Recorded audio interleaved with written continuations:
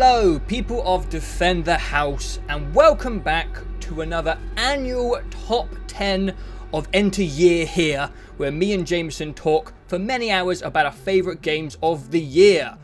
So, time for the Top 10 of 2016. If you have never seen these lists, me and Jameson both have a list. So we go through our list at the same time. We have 10 each. So I guess there is actually the possibility of 20 games in total. Although... that would be something. That would be incredible. It's very unlikely to happen. And I think the highest we've had was 16, actually. Really? Which is a lot, yeah. I would guess there's gonna be... at least... I know there's gonna be 12. For sure. Yeah. If that says sure. anything. There's definitely going to be at least 12 games. But before we dive into our list and into this epic talk, maybe we should talk about the year as a whole. 2016 in games. What did you think overall of this year? 2016, outside of games, was a horrible nightmare. Mm-hmm. And everyone died, and... literally, and the world started crumbling. If you're listening to this, well done for surviving 2016. Yes, congratulations. Well done. I did it, you did it. I know, mate. Others have done it. But game-wise, it was pretty good, I at agree. least for me. I loved it. Most years, it's like there's like 2 or 3 games that are really, really good, and then there's a bunch of other games that are like, yeah, these were solid. This year, there were like 8 games that were really, really good, and then there were like another 8 or 10 that were all really, really solid. And making this list was hard. Yes. Like, not to to jump ahead, but like I had 7 games on this list like immediately, and then I had 8. And then I was like, oh god, I have about 9 games that I'd put in these last 2 slots. And that has never happened before. Normally it's like, okay, I've got my 3 games. And then it's like, I guess I could just put these 7 games on and fill up the list. And I feel good about that. Okay, let's go.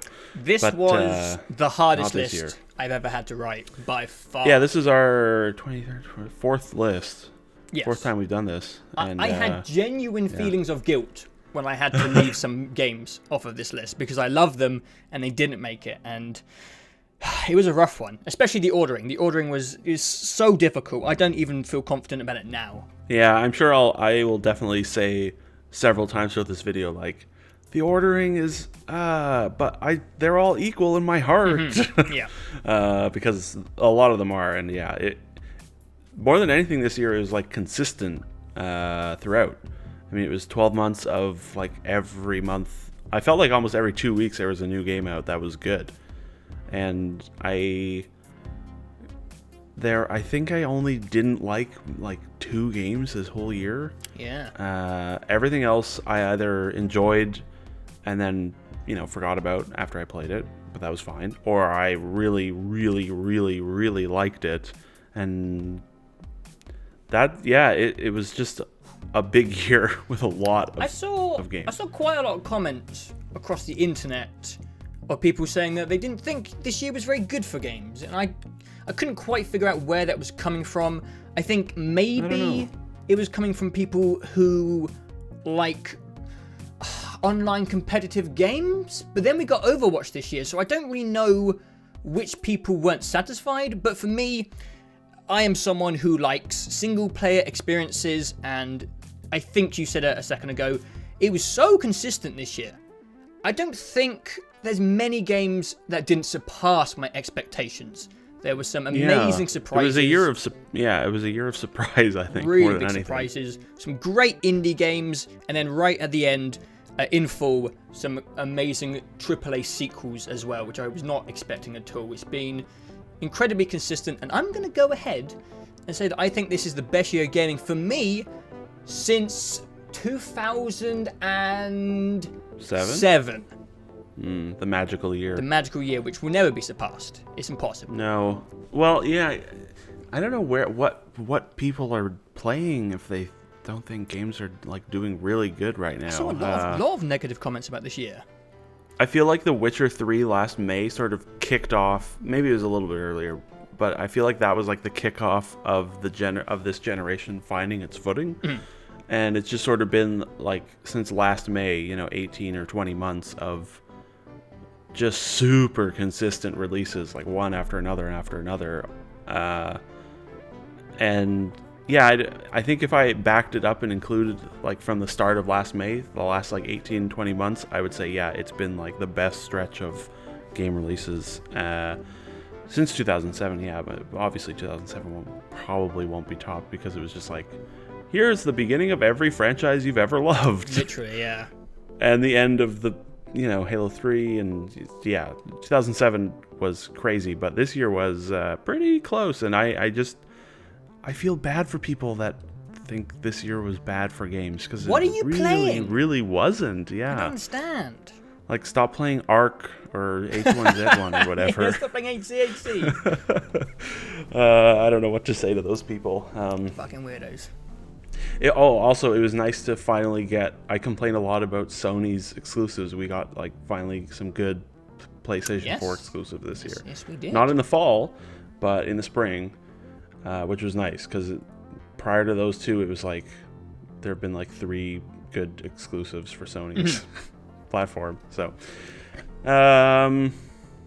But yes, thumbs up for 2016. I had a great time this year with games, discovering new things and new genres I didn't think I would ever enjoy. I had a blast exploring the games released this year. Yeah. Now, I just wanted to say before we start on this list, I wanted to... one of the problems with making my list this year was like I didn't want to make any mistakes. Okay. Because I made a mistake last year by putting Fallout on my list. And I discovered that like a month after we did that recording, probably. I put more time into it and decided that I don't like that game and I shouldn't have put it on my list. And Helldivers, I'm so sorry. I'm so sorry, Helldivers. We had such a good time, and I did put you on my list. And I know there's a game you didn't put on your list that you played after our recording. Wow, this is interesting, because I thought I was gonna get you here. This was my first wild card of this recording. I don't forget anything. I was going to say before we start our 2016 list that I have to change my 2015 list. Which is something... Your 2016's 2015 Game of the Year? Yes, which we've never done before, but I've never made a mistake this big before in my list. Yeah. I got my number 1 game of 2015 wrong. Oh my god. And my number 1 game of 2015 is Tales from the Borderlands. I like that game more than Soma. And I can't believe... That's crazy. how that went under my radar. I know. And I just feel bad. How can people take these videos seriously if I can't even get my number 1? Get your number 1, yeah. Right, but I just end this recording right now. It just didn't look that interesting. I was like, oh, Walking Dead is so fun, it's so gritty. And then I played Tales from the Borderlands. I was like, fuck Walking Dead. This is so much more fun. Just some quick notes on Tales from the Borderlands. It has my favorite array of characters in video games. Maybe ever. Definitely for the year. I love the writing. Also, great use of licensed music. Really good yes, music. Their title sequences are amazing. Amazing. And they got me cheering every single beginning of every episode. Yeah. And I haven't been able to go back to The Walking Dead since. I know season 3 is out, but I just don't care anymore. I can't imagine going from like the fun, happy-go-lucky Tales from the Borderlands back to like, oh, Clementine's gonna murder someone, then she'll probably die at the end. It's like, I don't care about The Walking Dead anymore. I'll see how the reviews are, because I don't think the full episodes are out yet, but Tales from the Borderlands, my number 1 game of 2015. Nice. Yeah, I really hope they do another series of that. Oh, please. Because Telltale has not yet done a second series to anything except for The Walking Dead, which is really depressing. Yeah. Because they do some interesting setup at the end of that, and it was so much fun. It would be a bummer if we didn't get a sequel, but at the same time, it's one of those things where it's like, oh, I'm so glad it exists in the first place. Yeah. That it's sort of like, if we don't get another, it's okay, because man, they sure did nail it first time around. It was so good, man. It was so funny. It's definitely one of the funnier things I've played in a long time. I actually claimed when I played it, it was the funniest game I had ever played. There's not a huge amount of funny games out there. Portal 2 is an intelligent and funny game, but I think Tales from the Borderlands had me laughing out loud more than any game I can think of except for maybe Sunset Overdrive, which really, really got me as well. Yeah, Sunset's pretty good.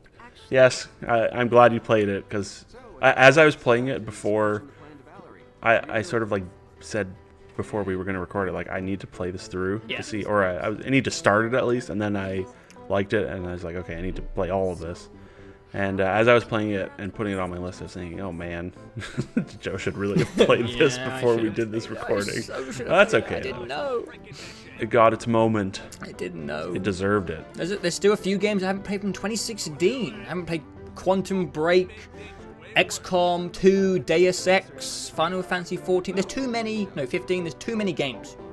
Too many gams. There are too many. I only have so much Tim, and I'm doing my best. Well, you know, that Quantum Break is cool. I'm the only person on Earth that likes it. Apparently. But is it time? Is it time to finally start our top 10 of 2016? Nope, that's it for the video. It's 13 minutes. It was pretty good. Number one, it's our shared game of the year for 2016 is last year's game. Beautiful. Yeah. Okay, well. So yeah, just to remind, it's we have our own separate lists, and they're both secret from each other. We do not know. We don't know each other's lists, and we alternate back and forth. My number 10, your number 10, my number 9, etc., etc. Last year you started off. This year I'm starting off. Okay. Number 10. So I'm a big. My number 10 is The Witcher 3. Okay. The Blood and Wine number 10, expansion. Okay. Now, I decided with this list that I wanted to weigh new things heavy. Yes. And so like, this Blood and Wine is probably like my number 3 or 4 on this list, but putting it at number 3 or 4 would involve pushing my current number 3 and 4 down, and I couldn't see like my number 3 become my number 4, if you know what I mean. Where it's just like, I can't do this to these games. Yeah. And it's an expansion, so I was just being weird, and I put it at number 10, but it's actually like way higher on my list because it's so good. It is good. There weren't a lot of like good story-driven games this year. I found like there were lots of good campaigns, but you know, there were shooters, and it's like, the story's not really the thing here. Yeah. And there's lots of multiplayer things and or gameplay mechanic things like Dishonored, and you know, even Uncharted, where it's like, this is a story game, but like, you know, it's not like a super deep, complicated story. The Witcher was like more of a character piece, that game. Yeah, like this Blood and Wine was like really the only proper single player RPG thing that I played this year, and I'm sort of starting to crave it again after a lot of multiplayer. I always crave The Witcher. Yeah, that's true. Forever. Yeah, so boy, I don't know. That they really improved a lot of things with Blood and Wine. It's kind of shocking. That's probably the biggest single thing about it. Like, I mean, it's, you know, put aside that it's a $20 DLC and I spent like almost 50 hours with it. Like, that's ridiculous on its own. But the number of like little to very large improvements they made from the base game to this is kind of shocking. One of the biggest ones was like they made Blood and Wine is like really cinematic, which the main game, it has its moments, but like for the most part, it's just sort of, it's a little static. There's a lot of just people standing and talking to each other, and it's just like shot with over the shoulder, you know, basic stuff like that, basic like cinematography. Blood and Wine moves like really a lot. There's a lot of like chases through the city, and they just really upped their just overall cinematic presentation, which was nice. It was cool. Yeah. I like how the main plot is, the whole main quest is really good. I would say it's one of the better main quests, like, or quest lines in the whole game. The city is really nice. The world, or the countryside around it, is really nice.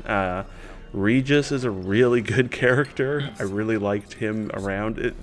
this DLC made me want to read the books more than anything else in the game as well, because there's a lot of, like, Regis and Geralt's, their entire relationship has happened in the books, and then they haven't seen each other in the games since the end of the books, basically. Oh. And they reference a whole bunch of shit that went down in the books, and I was kind of like, man, I would read these because these guys are cool. What other things did they improve? The like side quest integration was really improved. You know, there was not even the side quests, like the tertiary side quests, like the lowest tier side quest. Yeah.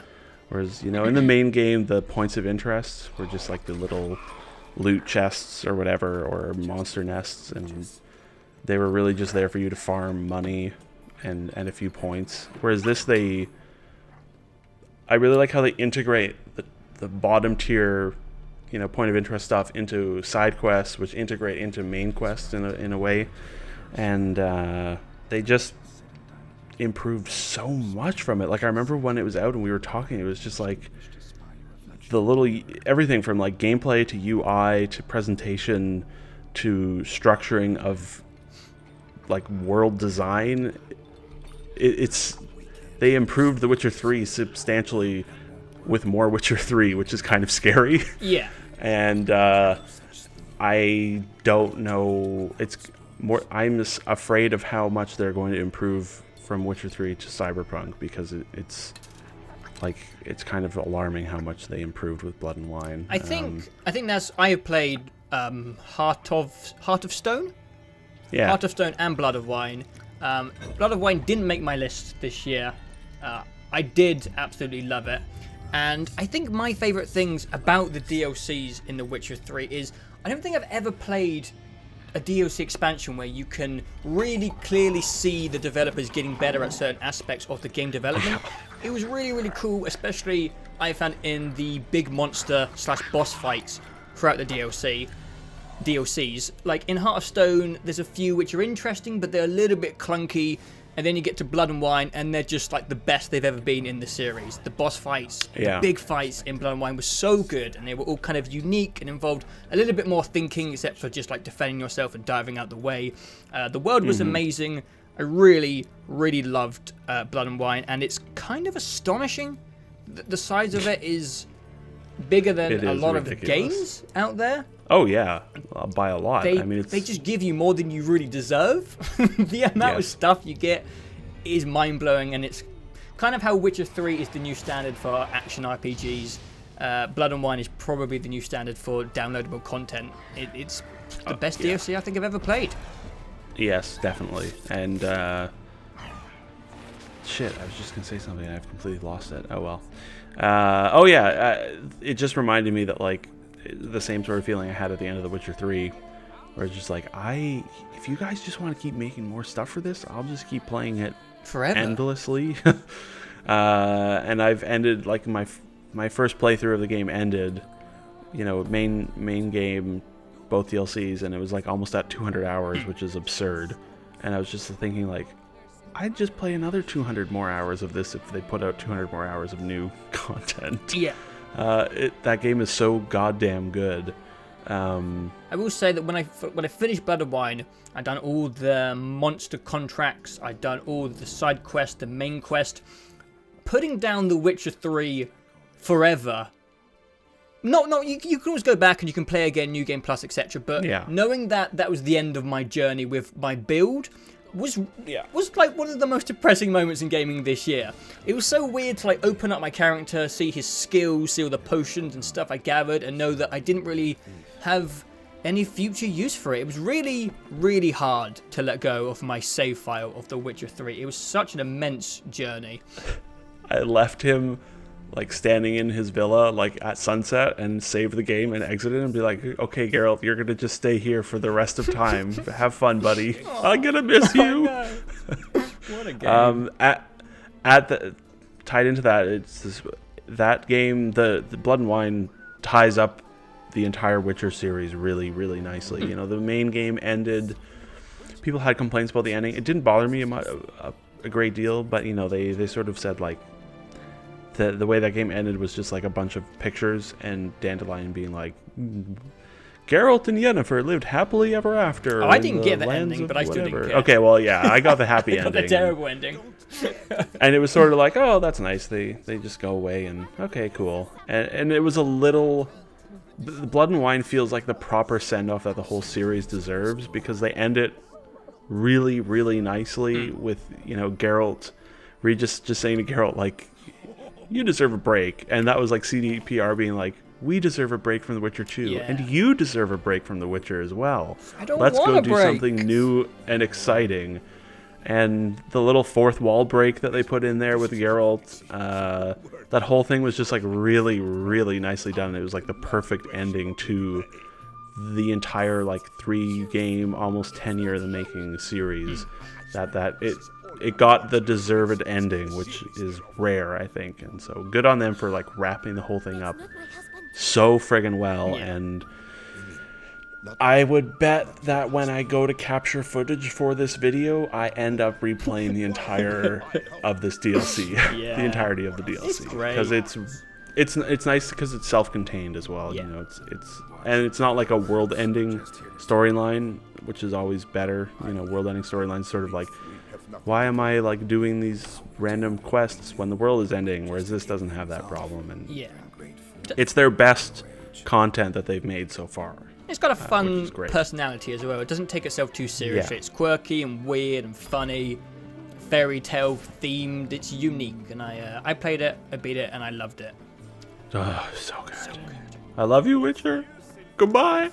For now. Okay, is it time for my number 10? See. My number 10 is a nice surprise of the year. Something I wasn't going to play. Quite a few of these games I played mostly because of you. You like to come on and be like, Joe, you have to play this game. And I'm like, I don't want to play this stupid game. It looks rubbish. Yes. And my number 10 of 2016 is Inside. And Inside is a game that I wasn't interested in at all because I didn't really get into Limbo. I tried, and then I was like, this is pretty. It's dark and interesting. And I got halfway through, and I got stuck on like a little physics puzzle, and I was like, and I never came back. No, that's too bad. And then when you look at Inside, it's not the most... It's hard to tell what Inside contains from looking at it. I saw some very positive reviews of Inside, and it's just this little boy running along, and I was like, I don't quite get it. And I gave it a go, and I obviously really like it, because it's on this list. The game starts off, and it kind of immediately shows you that the tone of the game is pretty dark and pretty twisted, which I'm a fan of. I'm a bit of a psycho. I like dark stuff. But I think I was really, really impressed. If anyone doesn't know what Inside is, it is essentially a 2D side-scrolling puzzle game, I would say. Sure. I would say it is a cinematic platformer. Because it's pretty light on gameplay and puzzles, but they're there, But the art style in Inside is great. The sound design is great. It's a beautiful looking game. But I think this is so far the most creative use of 2D side-scrolling I think I've ever seen. They did stuff with the format, which I didn't really think was possible within the limitations of a 2D side-scroller. I was consistently impressed with the level design. I was consistently surprised at the kind of grotesque and twisted world. And it's kind of hard for me to go in depth to Inside because it's not the most complicated game, and it's also something I really don't want to spoil. It's a really lovely, well, I'm not sure about the word lovely, but it's a great journey, and I don't want to spoil too much, but... Yeah, there's a lot of, like, that game is kind of, I mean, it's only like 2 hours long, and it's built around, like, moments, really, and you don't want to really spoil any of them, I mean, it's like escalating moments of craziness, I think, like the first time you do the little mind control thing, you're like, wow, and then, compare that to, like, where that game goes in the last hour. That game is that Limbo came out like 6 years ago, and they've been working on this game for like 6 years, and that game just like one or two other games on this list, it just seems like every moment of the last 6 years that they spent making it was spent making and refining and refining and refining until that there's like not a single seam at any point. Yeah. And it's just like this singular, like borderline flawlessly made thing that is just like, you just look at it and be like, man, they worked really hard on this thing and nailed it. Yeah. Every section of the game is reasonably unique. There's some interesting enemies in the game that have unique personalities, and the way they behave is really sometimes scary. There's some almost horror elements in the game. And also there's a thing at the end, which I'm not going to spoil the ending, but I'm just going to call it a thing. I'm just going to call it a thing. And the thing, which I'm not going to spoil, is, in my opinion, one of the most impressive feats of animation and control that I've ever seen in a video game. I don't understand how they made it work. I don't understand how they did it. 6 years. It's incredible. The thing is incredible. It's amazing, and it's the thing that actually probably pushed it on to my top 10 list, because it's the most memorable part of the game. I'm never going to forget the thing, ever. Mm-hmm. It's a really fun, shocking moment in video games, and this game is revolved around moments, and I don't know how to describe it without going into it, but the end section is amazing. I don't know how they did it. I will never forget it. It's a wonderful, twisted sight, and well done. Well done. What's the studio that made this? Playdead. Playdead. Well done, Playdead, you bunch of weirdos. Yeah. It's a flawless, perfect little package, and that game is a perfect little nightmare. Everyone has time for Inside, and you shouldn't miss it. Yeah, and if you play it and don't like it, then, it's only 2 hours. It's quick and easy, and, that game is something. It's weird and crazy and horrifying in some pretty surprising ways. It's a great little journey. I'd just say leave it at that. Yeah. All right. Number 10. Okay. My number 9. Now, my number 9 slot was the slot. It was the slot where it's like, should I put this here? Mm-hmm. Should I put this here? Okay. There were like 6 games that I would have been happy to put here. I ended up just leaving what I had originally put on there, which my number 9 is Stardew Valley. Cool. Okay. This was one of those things where it's like, why should I play this game? Yes. Everyone, it comes out of nowhere, first of all, and then everyone is just like, oh my god, you gotta play Stardew Valley. And then you said it, and you're like, oh, and I was like, what type of game is this? And you're like, oh, you build a farm and interact with the townspeople. And I was like, can I burn the city to the ground? And he was like, no, it's a loving game. I was like, oh. Can I like enslave them? No. Okay, so I'll play it. Fine. And I only played really Stardew Valley like twice. I don't mean like literally, but like in 2 chunks throughout the year. Like once when it came out in April, and then once again in September. And it's one of those, every year I feel like there's a game where it's like, this is an entire genre that I suspect I have no interest in. I thought the same, I played it, and it turns out I liked it a lot. The idea, well, everyone was always like, what was those what was those old games that Harvest Moon? Harvest Moon, yeah. It's like, did you play Harvest Moon? It's like, no. Why would I play that? Yeah, me neither. It looks stupid. And then this is almost exactly that. I mean, there's some new stuff in it that I don't think Harvest Moon did, but this is a farming game. Yeah. It's certainly not a farming simulator. So yeah, I didn't engage with a lot of the stuff in this game. I mainly just farmed, and then when it was raining, I would go into the mines a little bit, and that was about all I ever did. I did not engage with much of the like people systems in that game, like the relationship stuff. I just couldn't be bothered. I didn't really do much in the desert. I basically just farmed. And that game got me pretty good. It does that. There's a certain amount of just like OCD satisfaction and repetition on a really small scale, where it's just like, this day only lasts like 10 minutes. And I didn't really have any specific goals in mind. I just wanted to build my farm up and get lots of money and then retire or whatever. And that's all I really ended up doing. The art style is wonderful. Yes. Okay, let me back up. This is probably the most relaxing game I've played all year by a significant margin. And that's one of the biggest reasons that it's on this list. It's like, this is just so chill to play. And, you know, it's a combination of the art and the music and just the general personality and character of the world. There's a lot of really cute, like, little animations. It's charming. And dialogue, and it is very, very charming.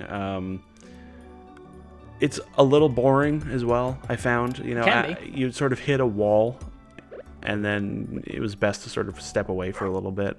You kind of always have to give yourself an objective. If you kind of start wandering around hopelessly, that's when it can get a bit monotonous. Monotonous? Monotonous. Phenomena.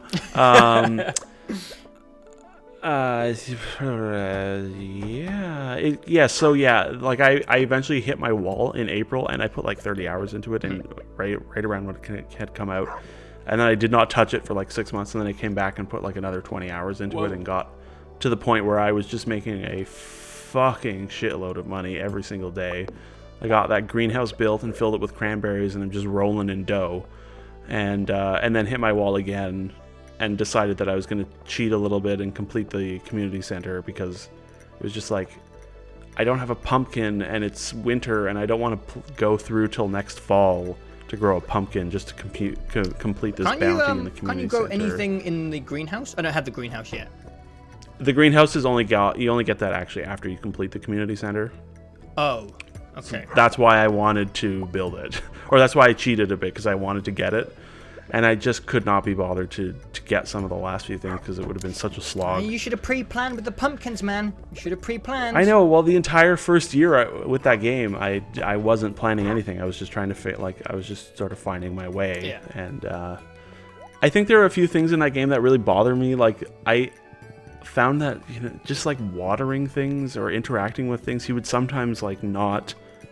Like, I just want to water the thing directly below me. Yes, I had that a few times. Just water. No, stop watering the thing on the left. Water the thing below me. Yeah, like he waters in the direction your mouse is pointing, even if you're facing upwards. Which I found a bit. Yeah, it takes some getting used to. So there were a few little things like that bothered me. But as a whole, it's just like this really nice, really relaxed, really charming, like romanticized farming game. Yeah. Where it's just like everything's easy, life is good. The music is really nice. It reminds me of Banjo-Kazooie a little bit. Great. And there were a lot of games this year that I wouldn't say were dark, but like there was a lot of murder this year. Yeah, I feel like it reminds me of a Nintendo experience. And I feel like once a year I always crave a Nintendo game. And it's mostly because I want to play something happy. And Stardew Valley kind of fills that void of not owning a Nintendo console. Oh, I forgot to say at the beginning of this video, I got rid of my Wii U about 4 months after buying it. Rip. Yeah. Not that I missed any Wii U games this year, because I don't think there was a single one of them. But yeah, it is that sort of Nintendo-like charm and just general good times that you get from that game without having to own some sort of Nintendo console. Yeah. And it's always good to discover that, oh, look, I actually do like this genre, or a new genre, and have a good time with it. And I spent a lot of time with this game. I think almost 50 hours, which is a lot. I did too. I didn't spend 50. I think I'm on 35. But I might as well talk about this game because I played it. I don't know if it's gonna be on my list or not, but you know, I might as well engage in some discussion. So I also didn't think I would enjoy this game. I don't know what to call the genre. Micromanagement, base building. I don't know what to call it. Sure. I've never played anything like that before. Animal Crossing, Harvest Moon. Never tried it. But I kind of knew I would enjoy this game because it seemed like the guy who made it, Organized Ape, I believe his name is. I think. Sure, something like that. I apologize if I got that wrong. Clever man, but I could kind of tell from the get-go that he had done his best to create the game in a way where no matter which approach you wanted to take towards the game, most people would be satisfied. Like, as you said, you wanted to focus on farming, and I like how nearly every resource you need in the game, there's a few ways to get it. So if you hate the mines, there's actually the quarry, and ore grows in the quarry, so you don't have to go into the mines. If you don't like farming, you can get money elsewhere from, again, the mines or fishing, and I just knew from the way the game was paced and from the amount of stuff there was to tinker with that this game was probably going to get me good, and it did. It did get me good. He has designed this game in a painfully addicting fashion where there's always something to tinker with, and it's kind of that I always use Crackdown as the example because it actually has the word crack in it. But it has that thing where you can always see something that's close. There's always something close to achieve, and you know, just, hey, one more day, and I can get the sprinkler, or one more day I can fill up this thing in the community center, and it's painfully addicting and strangely satisfying, and it's a game where I think even if you don't enjoy the genre, you really should give it a go. Also, it's fun to look at because it was made by one guy, and I think that's maybe the most amazing part of it is like incredible. The amount of art. I mean, I think he spent 5 years on it. So like the amount of art, the amount of music, the number of like the way the things change in the seasons, the amount of writing, the number of like different mechanics, like the combat, the mining, the relationships, the farming, this, that. It's just like, it's ridiculous how much stuff is in that game, and that he did it all himself, and that it's good. Like, good. There were a couple, like Undertale last year, one-man army, right? One-man show made that. Yes, and, or a small team. I can't remember. It was the one guy. Okay. I'm almost positive, yeah. And that was a game that sort of took everyone by storm, you know, the little indie game that came out of nowhere. This was the same thing. It sold an insane number of copies. And the difference between Stardew Valley and Undertale is that Stardew Valley is really good. And all of the art and music and style and personality and writing in it is actually good and charming and not fucking terrible try-hard shit. Yeah, and good on him for like finding his own like really nice, very Nintendo-esque, like super G-rated, family-friendly, lovable charm that I think not a lot of games outside of Nintendo do really well. And this game like nails it. Yeah. I just respect anyone who like invests 5 years of their time and money into a project and goes all in. Yeah. And on something so obscure as a farming game in this day of age of shooting and AAA titles, what a mad risk to take. And I think the fun thing about playing a project which is a one-man project, it is like you can kind of sense a person's personality through the project. And one last point before we move on is he put a lot of detail and extra work into this game. There's a lot of kind of underlying like little secrets and teases of future surprises in the game, where there's like a sewer and like it's locked and I still haven't unlocked the sewer. I'm like, I don't know what's in the sewer. And for a long time, like the bus is broken down for like 30 hours and like you don't know where the bus goes. And I think he just did a very clever job with like the psychology of the game of making you want to push forward to almost an evil extent. I couldn't stop, and I will actually say now, a bit of a spoiler, that this is the biggest surprise of 2016 for me. Out of the whole array of games, this game took me by surprise the most, and there's a lot of surprises. Yeah, maybe one of the reasons it's lower on this list, or that I almost didn't put it on this list, is because it's been so long since I was like really in it, because it came out really early in the year. But I did my best to remember back to it and be like, oh yeah, I was up until like 3 a.m. playing this thing, just like, you know, sort of bobbing my head back and forth as I like walk through the town and the music is playing and everyone's saying hi. And I'm just like, yeah, Stardew Valley, yeah, do. I gotta farm some more. I gotta line up my farm so everything is nice and linear and symmetrical. And yes, let's just keep. Oh, it's another day. Okay. Oh, another day. Yeah, I think this is wonderful. Yeah, I think this is probably the one game I'm going to play for the longest time into the future, because I've been playing it very slowly. I play for like 2 hours every few weeks or so, and I think I'm just going to slowly plod through 2017, still playing Stardew Valley. It's a great game. I look forward to anything that comes in the future. Like, I'm sure it'll get, lots of updates. Yeah. They added that one recently where you can move buildings, which was really nice. Yeah, that was a big deal. Fucked up my building placement so bad. Me too. It was killing me. But yes, great game. Yes. Number 9 for Joe. Okay, so this is the one Here we go. wild card of the list. Don't do This is the one that might trigger you, Jameson, and it might also annoy some people in the audience. But there was no way I couldn't put this on my list because of the amount I played it this year and just of the uniqueness of the experience at the beginning. My number 9 is Pokemon Go. What the fuck? I forgot about Pokemon Go. I completely forgot about that game. How am I going to capture footage for Pokemon Go, Joe? I just put some IGN trailer bullshit on top of it. It doesn't matter. But I felt guilty about putting this on my list because the actual game aspect of it is really shit and simple. And in its current state right now, it's not really good. Like, no one plays it anymore. It was awfully managed by Niantic. They basically killed their own game. It was actually astonishing to watch. I'm not sure. I don't think you kept up with it. But there was a time where I think 100 million people were playing this game at once. It was more people were using Pokemon Go than Twitter and Facebook on mobile. That's horrifying. Yes. And they lost 50% of their users in 2 weeks, which must be a Guinness World Record.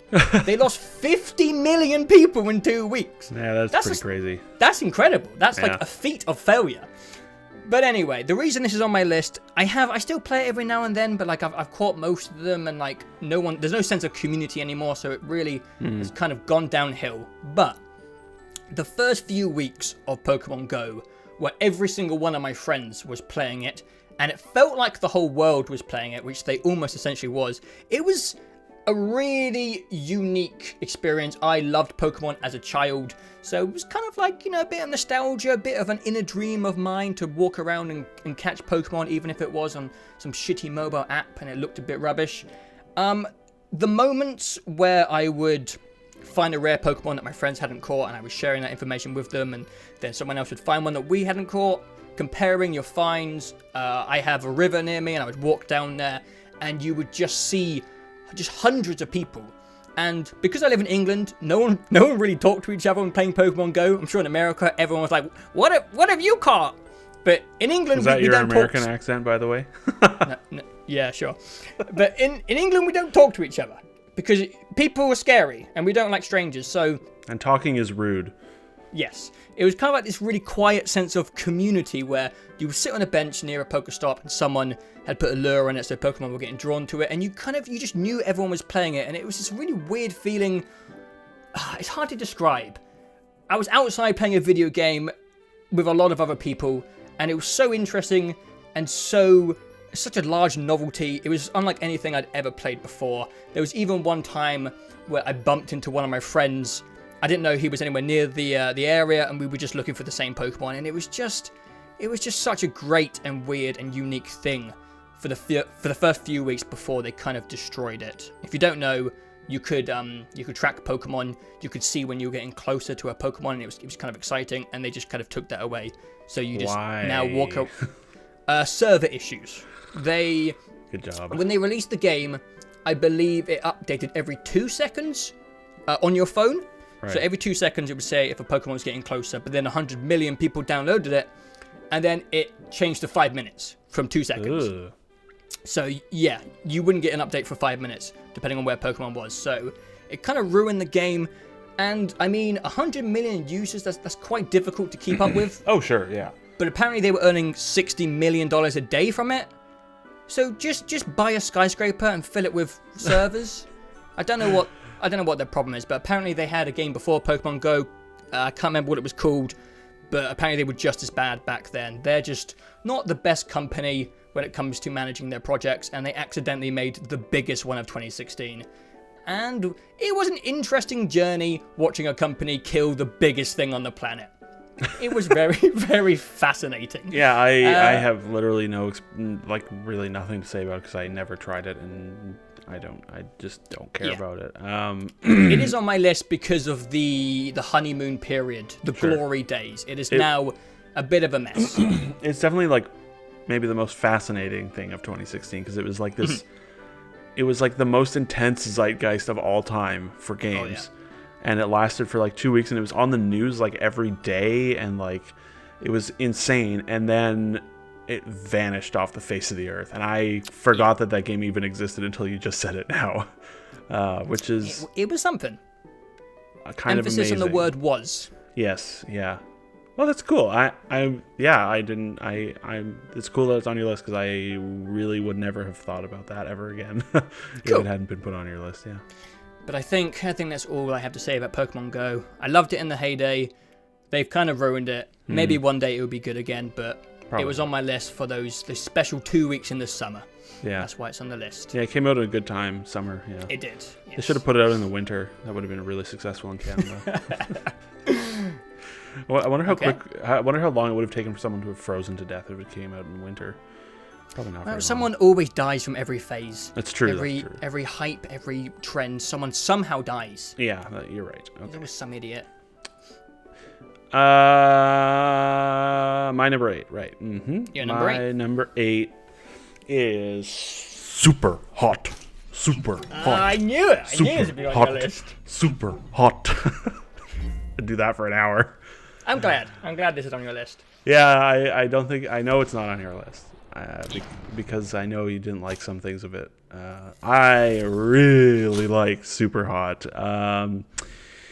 Everybody knows what it is, pretty much. It's the time only moves when you move, first-person shooter. And it's mainly a puzzle game. It's sort of a puzzle action game. And yeah, definitely.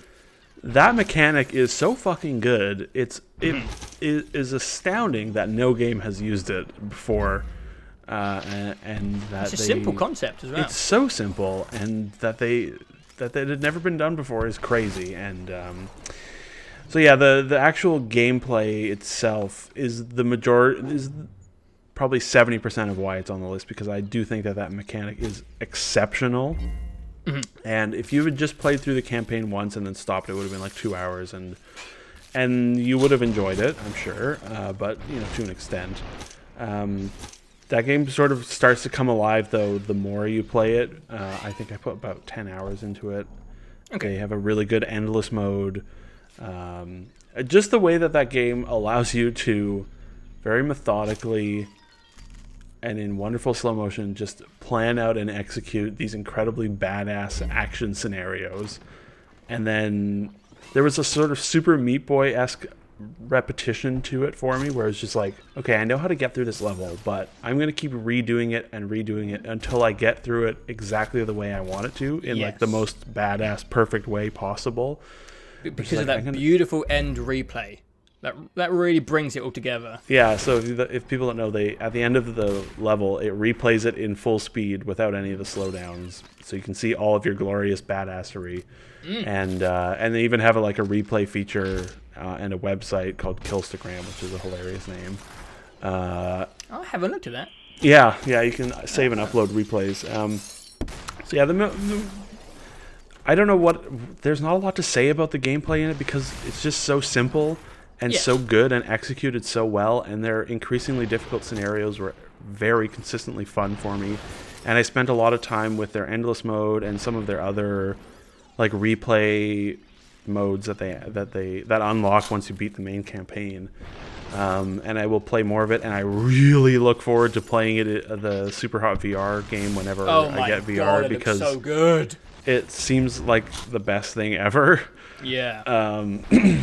And the other part of the game that I know you did not like, but I really liked, was their story that they put in there, which I did not expect in any way for there to be any sort of story. And there's, in between levels, there's sort of like a computer terminal interaction screen and a few other things. And I know you didn't like it, and I'll let you talk about that in a second, but I really liked that story because it is wacky and crazy and goes to some pretty hilarious places. And there's a lot of really weird and kind of creepy personality to it. And then there's also a bunch of random other shit on the main menus, like these little mini games. I don't know if you played Tree Dude or some of the other stupid mini games they put in that game. So. I really like the story, and it caught me off guard. And it's really weird and fourth wall-y, and it just made me laugh a lot, and I kind of loved the story that they put in there, and it was just sort of the icing on the cake for me of this, like, they made a really cool thing, and they wrapped it around in this pretty weird, kind of interesting world and story, and I really like it, and I can't wait to play the VR version. Or the VR game, because it's a separate game. Yes. So I played Superhot. I played it, and I agree with a lot of things. I think the gameplay aspect and novelty is amazing. I love the moments that really came together, where you would throw something in someone's face and they would drop a shotgun in the air and you pick it up and you blow two people's brains off and then you just flow. When it flowed, it was so satisfying and so good. But I found myself unsatisfied when the game ends. I know there's there's more to do. There's mini games and there's endless mode, but I wanted to see more of what they could do with the game design. I found some levels really interesting. There's one level where you're kind of on a train and you have to jump in the train. Yeah. I really enjoyed that level, but I found that a lot of the levels are kind of you in a room and you're just kind of space managing where you are with this kind of wave of enemies coming towards you, which I think is fine for like a level or so, but I found a large majority of the game to be just kind of killing people in like a wave form, and I wanted just like a bit more creativity. There was one kind of cool segment where you could actually transport into other people's body, which really mixed up the way it worked, and the more they kind of teased different aspects, the more I wanted, and they just didn't really, I felt like they didn't go full in when it came to designing a game around the initial concept. I wanted it to get crazy elaborate and really difficult. I think I wanted more depth to the puzzles. I wanted to be scratching my head a bit more. And also, I fucking hated the story. Oh my god, it was so annoying to me. Because I was enjoying playing it so much. And then it would be like, it would just pop up the screen like, you don't know who you are. And I was like, shut up. I want to shoot someone. And then like, there was one part where like, it was trying to be like clever and meta and it like shut the game down. And I was like, fuck off. I want to play the game. What are you doing? I love that. So good. God, I hated it. You know what's interesting? I just realized is as you were saying it, I have a problem a lot of times with these like sort of more open-ended games, like something like MGS5 or Hitman, where it's like these are really interesting mechanics, but I find myself not being good at getting fun and creative in those games, where it's just like, I know how to get through this game, I'm just gonna stealth headshot everyone in MGS5. Superhot, like, I wanted to, for whatever reason, I don't know why, but it made me, I played that game like and tried to complete every level like as creatively as possible, and do every time I would sort of like play through the level almost fully and not quite complete it and then die and sort of restart, and while I'm playing it through the first time, I'd be like, okay, this is how I'm going to get through this level. I'm going to plan out this route, and I'm going to do all this crazy shit. And then I would go back and restart it over and over again until I would execute on that plan. And yeah, just as you were saying that, I realized like, oh, maybe that is part of the reason why I really like this game. Is for whatever reason, maybe it's the like cinematic. They just give you the time. Maybe that's it. Maybe it's just like the general like sort of simplicity of, this is just an action scene from a movie. Let's play it out however you want. Yeah. I don't know why, but yeah, it really resulted in me just sort of getting creative with it in a way that I don't normally with games, which is something to say for it, I think. It's a good game. I liked it a lot. I had some problems, but it's something you should definitely try. Really unique, I understand finding that it does interrupt you a lot, the story, and I understand that if you didn't like that, then that would be a big negative for it, because it's quite present. You know, it's not like it's just there at the beginning and end. It's present throughout. And but for me, I really liked it. It made me laugh, and it was crazy in a lot of interesting ways. And I remember when that Flash demo came out years ago, it was like, man, this is so cool. And then they did their Kickstarter, and they really, in my opinion, like nailed it. And That VR, oh my god. I need to play that game in VR so badly. I'm glad it's on your list because I'm glad we got to talk about it. And it is a good and unique thing that came out this year. Some indie goodness this year. Whew, yeah. Okay, so my number 8, this is going to be a nice quick one because we've already talked about it. We talked about it in our full review. My number 8 for 2016 is Battlefield 1. Ah, okay. We will put a link on the screen towards where we talked about Battlefield 1. I'll do a little summary. It's my favorite multiplayer game of 2016 by miles. I love the theatrics of the online. I love the destruction, the sound. It's a wonderful game. Click on the screen now if you want to hear some more in-depth chat where we both talk about Battlefield 1. So that's it. Nice quick one. I still have not gotten around to like really dedicating time to it, and I really look forward to it. 'Cause every time we do something for it, like Myths or whatever, it's always like, man, this game looks so good, and it's got so much cool stuff in it. And I just I was away for a bit in the fall and couldn't really play much, so I had to catch up a lot. And then it was like I'm still catching up a little bit, and then there's some other multiplayer games that keep getting into my time, and I really want to put time into Battlefield 1 because I really like what I have, like the small amount that I have actually played it. And yeah, great game. Yes, yeah. Okay, all right, we're into the tough stuff now.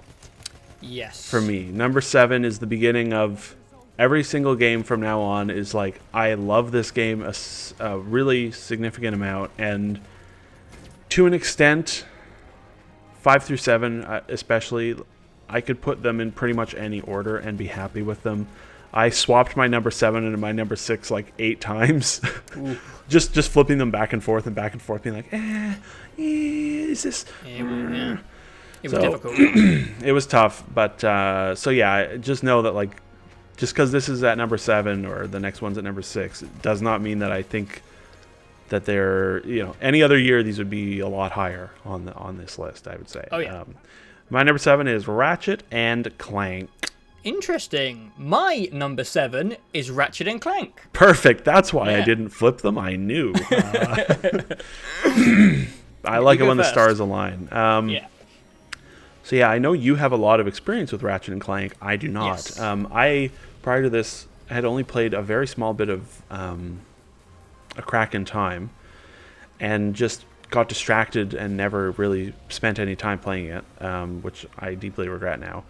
And so yeah, as soon as they announced Ratchet and Clank a year or two ago, I was like, oh shit, I'm so on board. It looks amazing, and I've always wanted to like play a Ratchet and Clank game, and it's sort of hard to go back, now to older games. And yeah, so this was basically my first Ratchet and Clank game. It's a it's a remake of the first game with a lot of new stuff. A reimagining. A reimagining, yeah, that's a better way to say. So yeah, I never really realized.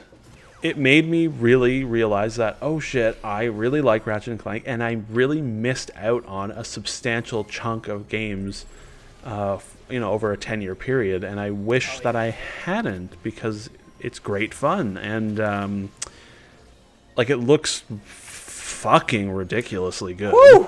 Especially on a pro. It's even on a regular one. It just looks ridiculously good, and the shooting is, really relaxed and easy, and the weapons are great fun, and it just as a whole, I will say that their story stuff in this game was not very good, and it was actually pretty fun in some of the older games upon going back to them.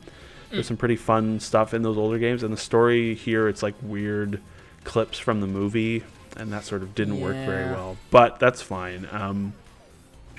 It made me nostalgic for the time period that these games were coming out in, if that makes sense. It reminded me a bit of the new Wolfenstein game, where it's like this has got one foot in old game design and one foot in new design, and it works really well. It does work. I think this is a sentiment that a lot of people have after playing this new game. It's like, I would play like 2 or 3 of these games of this quality if they want to keep putting out some new Ratchet and Clank games. Like, I would love to see them do a full new Ratchet and Clank game. I would fucking play Ratchet and Clank every year till I die. And you know what? I bet they do, because oh shit. I hope they do. Well, I think it did pretty well, and they're doing their Spider-Man game right now. And I would love so much if they did a Ratchet and Clank game after this, or after Spider-Man, because it was just great fun. And I platinumed it. I got every single trophy. Ooh. I replayed through that game probably 3 times to get the trophy, and was quite happy to do it. Dang, It was just delightful and fun and childish in all the right ways, and beautiful, and it was just I really loved it, and I wish that I had played those old games. But I'm so glad that this game exists, because it was so delightful. it is a wonderful thing. Yes. I have played every single Ratchet and Clank game inside the main franchise. There's a few spin-off games. Sure. But I played all the PS2 games, the PS3 games, and even the PSP game. I love Ratchet and Clank. I think I've mentioned on these talkie videos before that I'm a big fan of the platformer genre. I just love platformers. And I was very excited to hear Ratchet and Clank was coming back, but I was a little bit disappointed that it wasn't a completely original thing. Mm-hmm. And a tie-in to a movie and a reimagining kind of sounded like Sellout City / Hollywood getting in the way. But it was good, and it worked. And they did a really, as someone who remembers the original, they did a really nice blend of both. It was really different. The end boss fight in the original Ratchet and Clank is completely different, down to the point where it's a different villain. It's really, really different. So going through the new Ratchet and Clank was more like not like a trip down memory lane. It was like playing a new experience, but you recognize some of the locations. It didn't feel like a remake, and I was a little bit nervous it was just going to be a polished PS2 game, but it wasn't. It's a new game. I'm not sure why they just reimagined the first one. I guess the only reason they did it was for the movie tie-in. Yeah. But I'm not mad, because it turned out a unique thing, which was my main worry. I was like, please be a new thing. And they did a good job. It's got a really nice, fresh coat of paint. You get that little bit of nostalgia if you played the previous games, but it also feels like a fresh new thing. And you pretty much explained the Ratchet and Clank formula. It's a PS2 based format, so it's a simple thing. But I think that is almost needed a few times a year, because the games nowadays they take a lot of investment, they take a lot of time. They're so big nowadays. That was After one Metal of the Gear points Solid with and like our well, my Gears 4 was like, the other thing this year where it's like, this is so simple. Yes. And they made a bunch of sequels to these games, Ratchet and Clank, 12 games or whatever, because it's just a simple formula, and it just friggin' works, and it's just fun. Yeah. And it's just like, it's nice to play a game without like a stealth mechanic or a skill tree or anything like that. It's just a simple, straightforward game. It's got wonderful pacing. Every planet has like small novelties where sometimes you're hoverboarding, sometimes you're rail riding. It's just a wonderful little thing, and it's a good, I was going to say fan service, but it's just a good addition to the Ratchet and Clank franchise. Yeah. And I don't want it to be the end. I don't like that they remastered the first one. I want a new thing. They did a good job, but it makes me nervous because I don't know what they're going to do next. Are they going to keep like reimagining the whole series, or is it going to be a new entry? I'm a bit nervous for the future of Ratchet and Clank. I love this series. Please do good things with it. Sony and Insomniac, please be nice to her. I bet that they make a full-on sequel to it eventually. Oh, I hope so. I hope so much. To my knowledge, this was made by like a really small team as well, and it didn't cost them a lot, and it made a lot. It sold a lot, and it was only $40. Like, it was a budget title. Like I haven't had. When was the last time there was a $40 game? Like, I don't even know. That's a smart move. I think it came out the same day as Dark Souls 3 as well. Yeah, yes, it did. It did. Yeah, exact you're right. Same day. God, you couldn't put 2 more opposite games out on the same day, huh? Yeah. Oh, also the card pack collectible stuff in that game. For like 2 seconds, I was like, oh no, did they put fucking cards in this game? And then it was just like, oh no, this is actually a really cool thing, and I was really glad to have it. It's like these little cards that you randomly get, and it just tells you about certain things in the game. So it's like, here's the card for the pixelizer gun, and it's like, and it says this gun first appeared in the Ratchet and Clank game from 2016, and that they did that for all the characters and planets and weapons, and it was just like, it was cool for me to be able to look at them and say like, oh, okay, this is a new thing, or this is from the original game, or this is a weapon from like the 4th game in the series that they put in. I really like that they put that in there. It was really nice for someone like me who does not know much about the series to just sort of get a little grounding in like, oh, what is new, what's not. I want to give one last shout out to the way the game looks. I want to give a little shout out to the animation in the game. I think the game looks astounding. There's a gun in the game which is a giant disco ball, which makes all the characters dance, and every single enemy, and even some like vending machines, have unique dance sequences, and I love it. It's a fantastic looking product. It really does look amazing, and it's got so much personality. And I talk a lot, or maybe not a lot, but I've mentioned it many times. I really like games that are colorful and full of mainly color. Like that's a big part of it. It's just like, is this game bright and colorful? I usually end up sticking with games that are, more full of life than something that isn't. And there was already on this list like Stardew, full of color, Ratchet and Clank. It's just like, it's so gorgeous and so bright, and just the right amount of crazy cartoony, and God, it's crazy how good that game looks.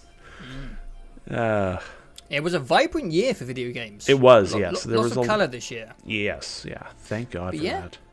I would honestly, is play a Ratchet and Clank every year. They're simple little things.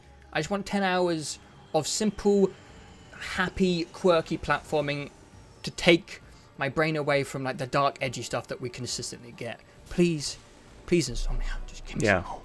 I really look forward to seeing what they do with their Spider-Man game. Yes, yeah, me too. Because they are a really good developer, and Sunset was amazing. Yes. And this was amazing, and they seem like the perfect people to make a Spider-Man game. They've got the tech there, they've got the right sense of fun, and they're good at traversal, and yeah, I'm really curious to see how that turns out. And then I also pray that they make a sequel, like a full-on Ratchet and Clank game. Yes, please, to all of that. I think the fact that they call this game Ratchet and Clank says a lot, I suspect. It's not like Ratchet and Clank colon or a number. It's Ratchet and Clank blank slate. Now we can do whatever for the sequels. So cross your fingers. Crossing my fingers. All right, it's your go again. Right. So yeah, my number 6. I was, I almost put Ratchet above this, but then I left it just because Ratchet is fairly simple. Okay. But God, did I ever love it. My number 6 is Uncharted 4. Let me guess. That's your number 6. My number 6 is Uncharted 4. Fuck. Okay, you know what? I bet... No, we're going to have... I think already 2 games in one list lined up is more than we've ever had. Yeah. This is surprising. The thing is, we said this before, that between 7 and 3, they could kind of go in any order. Yes, yeah. There is, let me go through my list. There's 1, 2 games that possibly could clash. Yeah, I'm curious. I know something that's coming that would be high on your list. Yeah. But anyway, let's get back Uncharted. to... Yeah, so, yeah, this was... I should have flipped them, then it would have really messed us up. Yeah. Yeah, the only reason I would have put Ratchet above this is because Ratchet was a new experience for me. Mm-hmm. Uncharted 4, so like when they announced Uncharted 4, I just thought, man, I don't want to play another Uncharted. 4's a lot. 4 is a lot, and and then they showed it, and it was like, yeah, this looks like Uncharted. And then they did that really proper E3 demo, like at the last E3 with the truck, and it was like, oh, okay. And the closer we got to the release of this game, the more I was craving it, because 2015 was a year of like big open world things. There's a lot of non-linear experiences I found in 2015, and I was really looking forward to just a linear ass game that I can just sort of kick back and put my feet up and enjoy this like easy to play, super scripted narrative linear thing. And the closer we got to release, the more I wanted it. And I think the thing that impressed me most about Uncharted 4 is how much they have improved from 3 to 4, or even from The Last of Us to 4. I've never been the biggest fan of Uncharted as a whole. Obviously, like, the visuals are incredible, the performances are amazing, the writing is always fun. The set pieces are ridiculous. Like, I think Uncharted 2 is fucking incredible. And I really liked 3, even though it gets a lot of shit. Don't get me wrong when I say that. I really like Uncharted, but I've always found playing them to be very tedious. Or not tedious, but just kind of boring, where it's just like, I wish I didn't have to kill like 4 trillion guys just in between set pieces. And the shooting was never very good, I thought. It was really loose and floaty, and there was way too much of it. And what this game does so well is slow things down, which I know some people don't love about this game, but I really like it. About people wanting more shooting, which I'm surprised about. I really liked the way that they just sort of slow things down. There's a lot of just sort of walking around and exploring, and then there's a lot of climbing, and they improved the climbing a bit. You know, I like that there aren't as many just like blatantly yellow hand grabs across the game. Yeah. They sort of hide it a little bit better. And then when the shooting comes up, it's been like an hour since the last combat encounter in some cases. And they improved the shooting substantially. You know, the movement, the aiming, the little reticle changes that they brought over from The Last of Us. They learned a lot from The Last of Us, and it shows throughout the game. They slowed it down. They made it more human. They made the gunplay a lot more interesting. They introduced that stealth stuff, which I really liked. That game is best played on easy, I will say. I played it on normal. Should have done that. Yeah, I replayed that game again on easy, mainly just take pictures of it, which we'll talk about the visuals in a bit. But like, that game is best on easy because you can really have a lot of fun with the rope and with the stealth, and sort of everything sort of comes together a little bit. It's the opposite of The Last of Us, where The Last of Us was best played on a harder difficulty. The Uncharted 4 is best played on an easier difficulty, and they improved the gameplay pretty much in every way. And the other thing that they did best was they made it a lot more human. Yes. Nathan Drake and friends have always been pretty caricature heavy and invincible and whimsical and just sort of, you know, quip machines, and they're very lovable, of course, but like they're not very grounded or realistic. And I really like the way that they made all the people in the game feel a lot more normal, especially Nate. Like I like that they made him kind of shitty at times in this game. Like, when he's lying to Elena and you learn more about his past, and you're like, okay, I understand why he's always trying to be funny. You know, it's like we learn that from his childhood. Like, he's, you know, it's sort of his defense mechanism, and he wants to, you know, make it up to his brother, which is why he's being shitty to Elena. But it made him a lot more of a human being, and that was really, that tied it all together for me, I think, in a way that none of the other games have, where he's always just been a little bit 2D. Well, this is their follow-up to The Last of Us. Yeah. And I don't think they really could have done another whimsical, let's find some Aztec magic creatures and some valuable gold at the end of this long journey again. They couldn't have done that again. And I was a bit worried that they were going to go down a darker road with the tone, because there were some scenes in Uncharted 4 which were a lot more serious than the rest of them, and I was like, oh god, is Nate going to realise that he's killed like 10,000 people? But it had a nice balance of feeling more grounded, but still having that kind of fun and quirky charm. Yeah, I completely agree. That game strikes its balance exactly in a way that makes me, it just satisfies me completely in a way that the other games haven't. And they do even little things like, I really liked the treasure hunt story. Yes.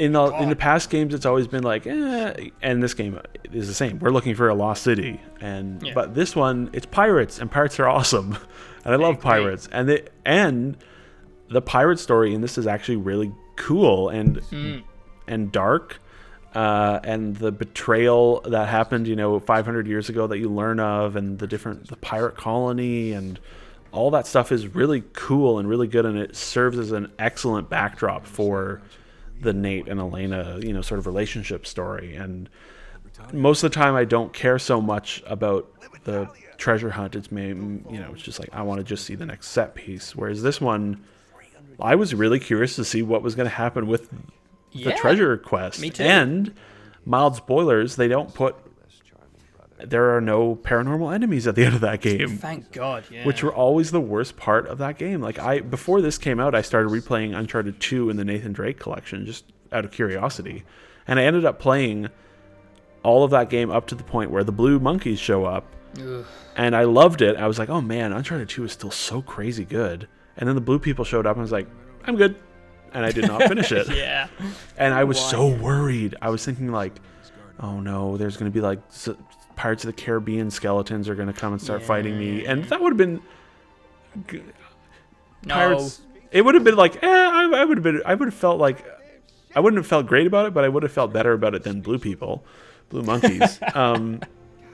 But they didn't. God damn. And it kept feeling like it was going to, and it kept feeling, and then there's just like, ooh, we're in the pirate ship graveyard, and they never do it. And I'm so happy they didn't do it, because it would have degraded the experience as a whole substantially. Yeah, it wouldn't have really worked.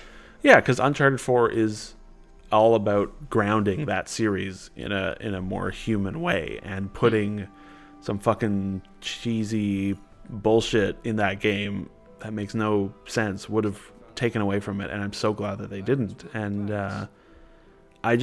there's a ton of little things that they just check the boxes, like, oh yes, they fixed that from the last game, and they moved that out, and they improved this, and they reduced that, and they didn't put this in, and they made this awesome. And it's just like, yes, you guys nailed it. Like, I don't think Last of Us is still their best game.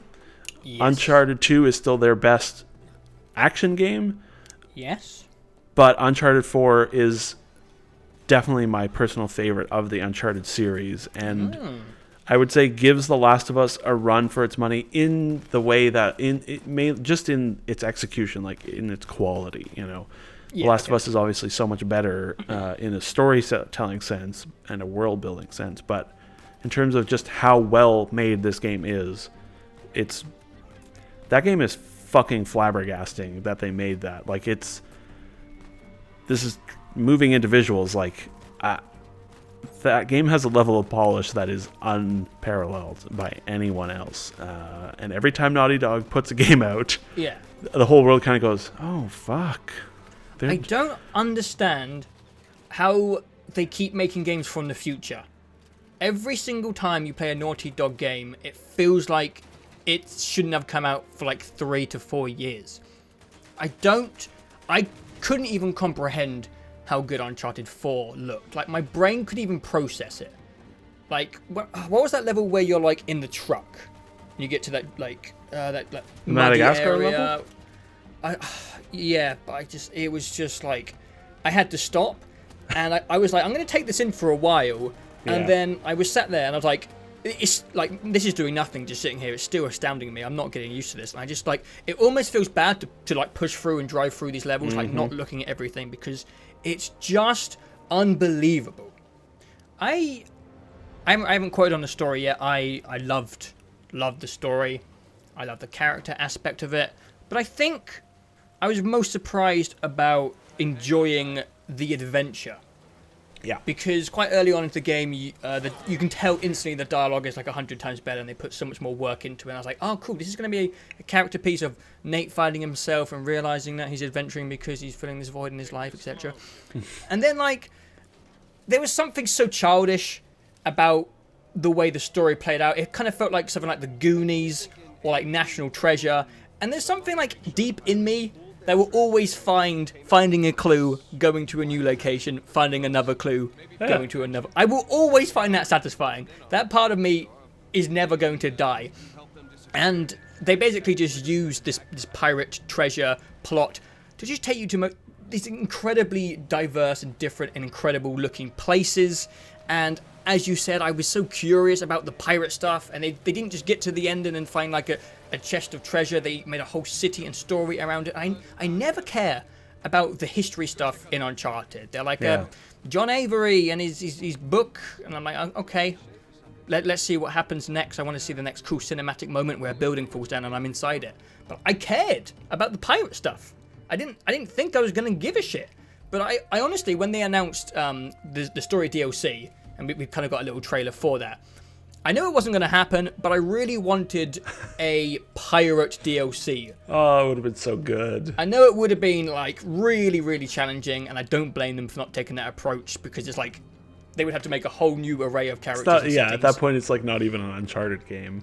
Yes, I know. Yeah. But like that's how interested I was in the backstory of the pirate plot, and it wasn't even the focus. That was kind of just like a backdrop towards like Nate's dilemma and his relationships, and everything in the story kind of melded together. The balance was great. I loved the locations. The only thing I didn't really enjoy is the gunplay. I've never really enjoyed the gunplay in Uncharted 4. They tried to improve it, and I think they did improve it with the stealth mechanics, and there was a lot of verticality. You could swing around and you could climb around, but I don't know if I was just shit at it. I just had a bit of a hard time making use of the new tools. I kind of kept trying to like swing around and do cool things, and then I would just like fall off a cliff and feel like an idiot. So I would just kind of shoot people and move on. And I felt like it never just like clicked with me. I was trying to do like cool things with the combat and with the new areas, and I appreciate that they mixed it up. It never really got there for me, and I was kind of always just wanting to push through it to get down to the new exploring and discovering, because holy shit, the locations were amazing. I loved walking around, and they really gave you some great opportunities to take it slow and to walk around. When you first find what's the actual pirate city called? Libertalia. When they first find Libertalia, and you and Sam just can kind of slowly walk around, and there's some like interaction parts where you just like sit down. They were so good. Yeah. I could have hung around and lingered for hours. I loved the locales in this game so much. Fuck, does it look And their good. character work is just like unprecedented. It's just like on a completely different level. It's ridiculous. Yeah. And there's maybe the only game. This is like maybe the only game where it's just like this. These people don't.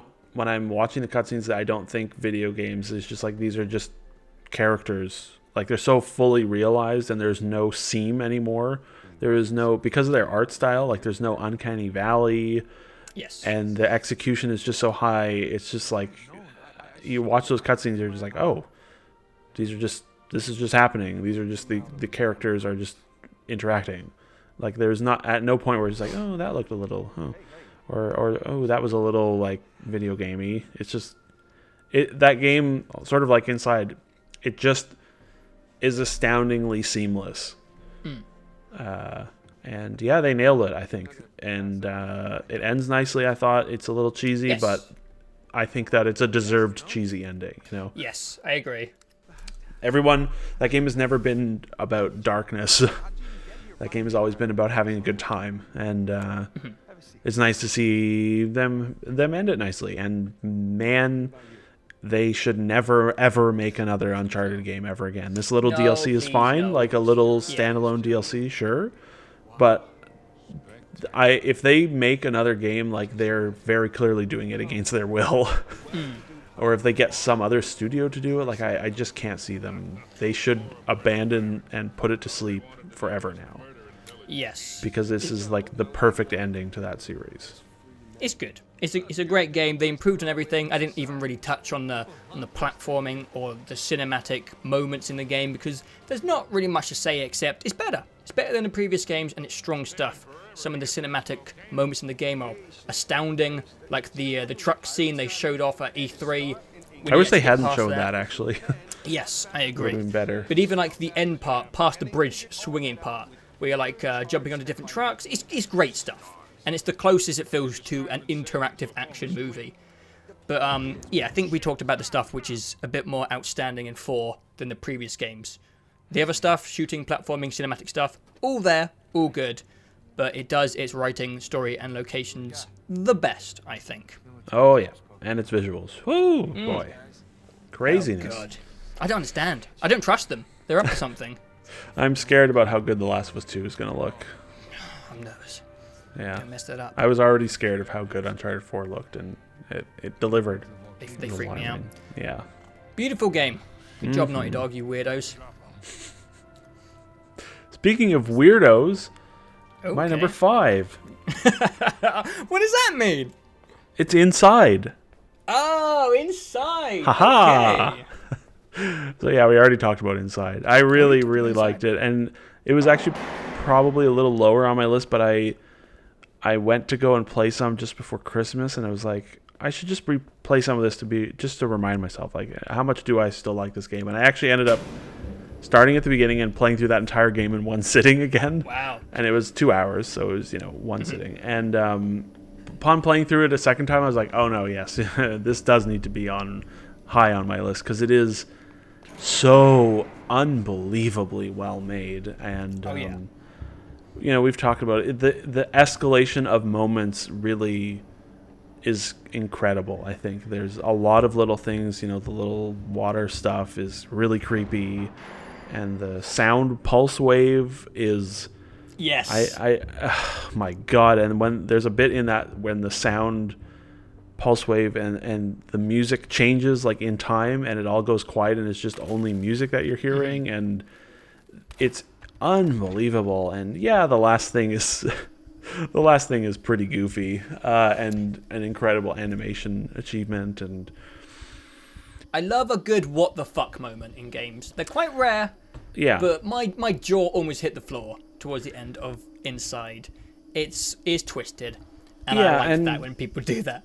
And that's like not the only thing in that game as well. Yeah. Like there's so many other little bits and pieces. And I know some people say like, well, like it's just nonsense for the sake of nonsense. And I sort of think that that's good, because not a lot of games do dreamy very well. And this is a different type of dream. Obviously, this is doing a nightmare, like pretty much as best as a game can do. And they're nonsensical, and it builds a weird nonsensical world full of crazy things, and just ties all of that together so well. It reminds me a bit of Kentucky Route Zero, where Kentucky Route Zero is doing like Americana dreaminess in a way that nothing has ever done before. This is doing Lynchian nightmare in a way that nothing's ever done before. And I was perplexed the entirety of my first playthrough,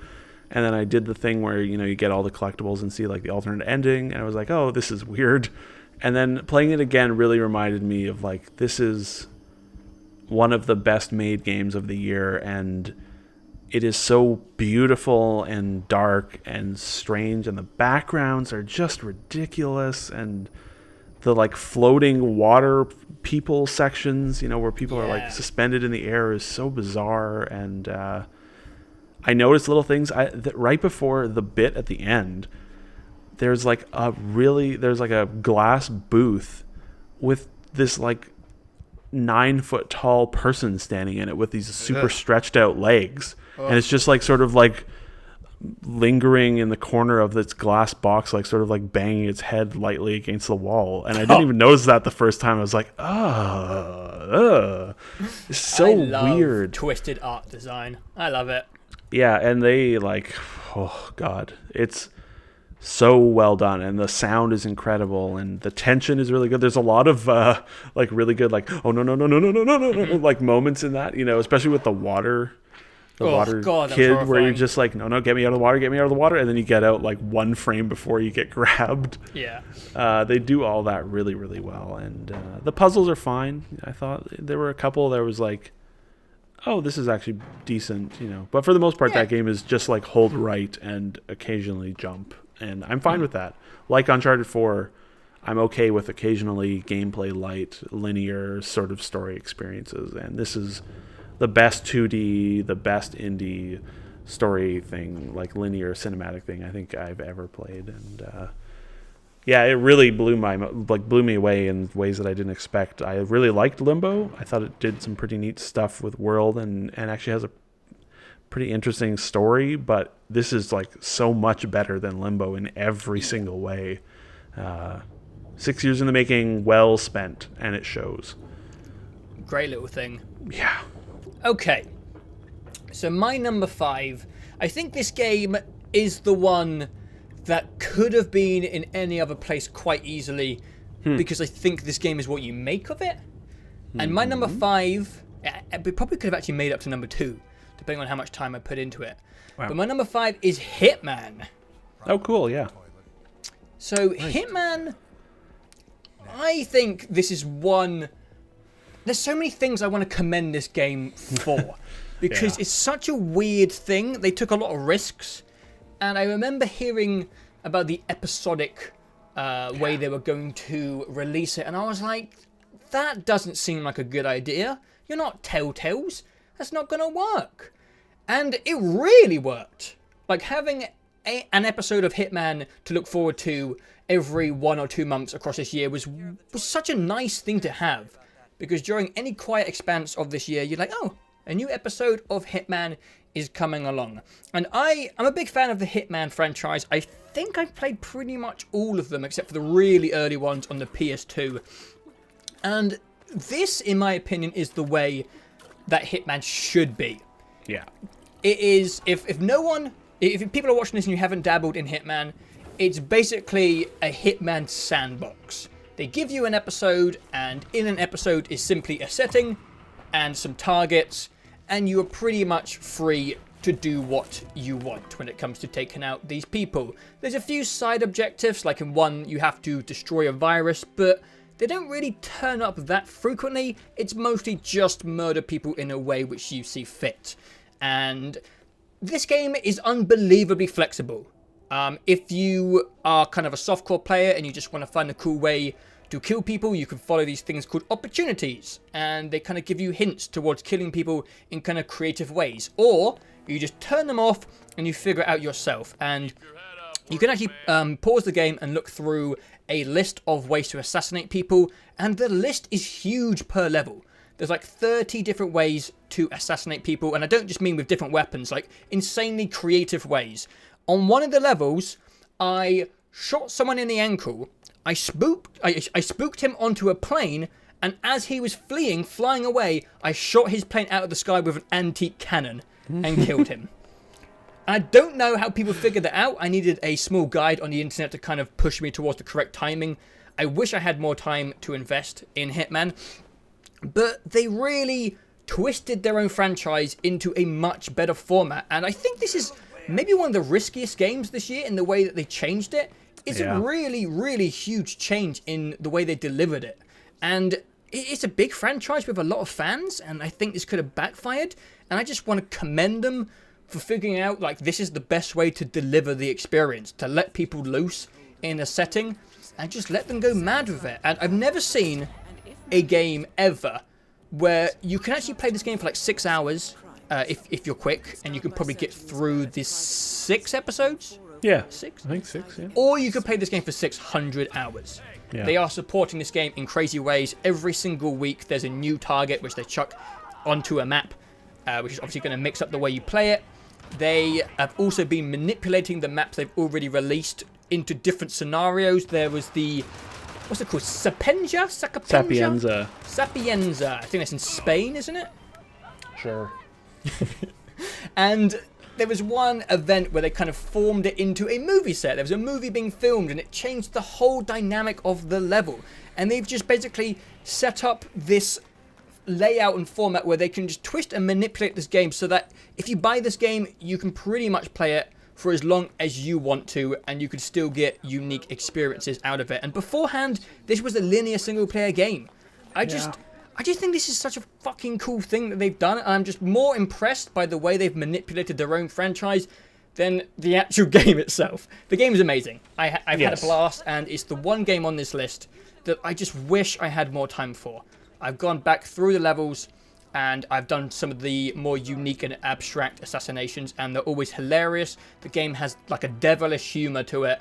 It's infinitely fun to lob hatches in people's faces. And it is really casually hilarious, that game. Yeah, and they've just created a really, really great assassin hitbox for you to mess around with, and I think this is the best value for money game that exists on Steam right now. and people should damn pick it up. Yeah, I kind of feel a little bad for people who are waiting to buy it and on disc or whatever when it's, or now when it's all out.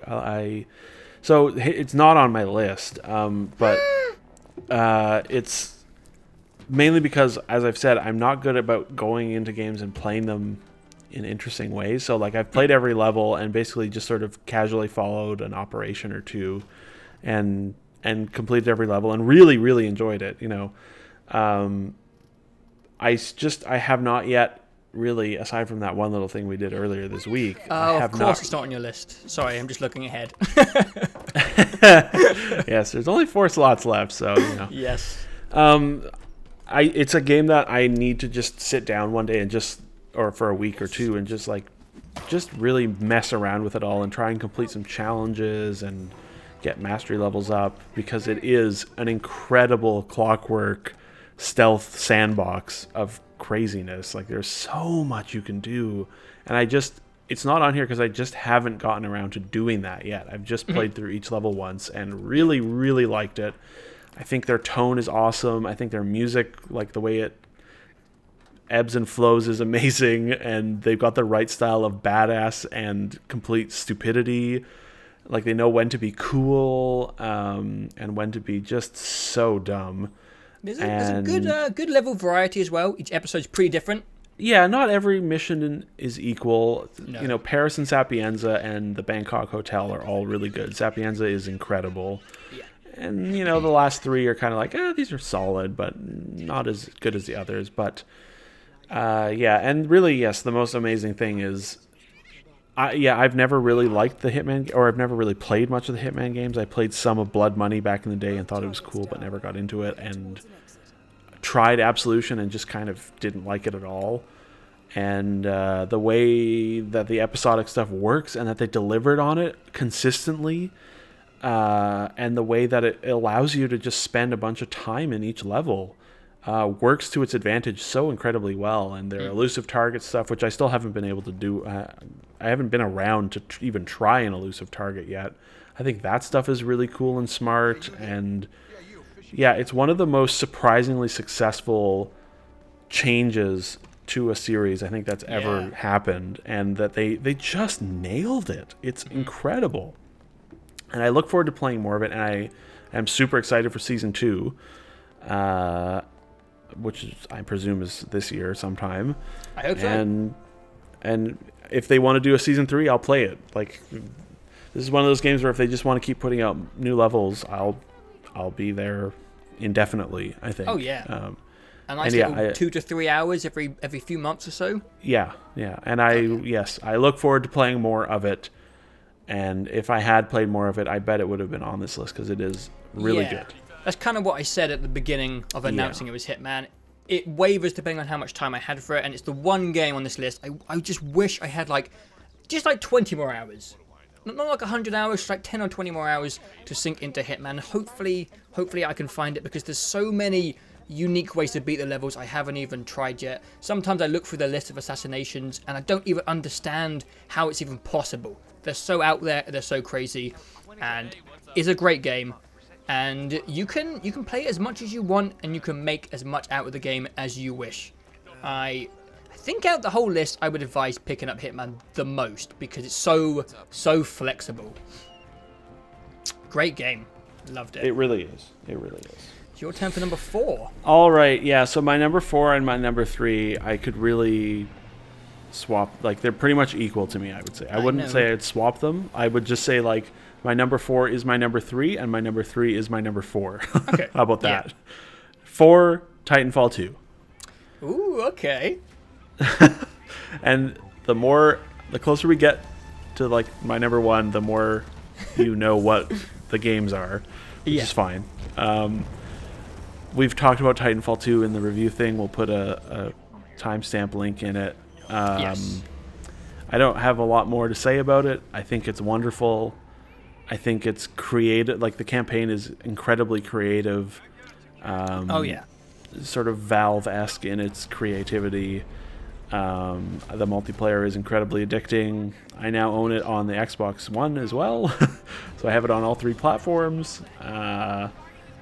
And yeah, there's not a lot to say about it because it's great. It's exceptional. Yeah, Titanfall 2 is the one game this year I felt very guilty about not making it onto my list. Yeah. Because, by God, that campaign is just such a great thing. Yeah. My God, it's got some incredibly creative things. We've talked about it in depth, so we will move on. But I was so impressed by the Titanfall 2 campaign.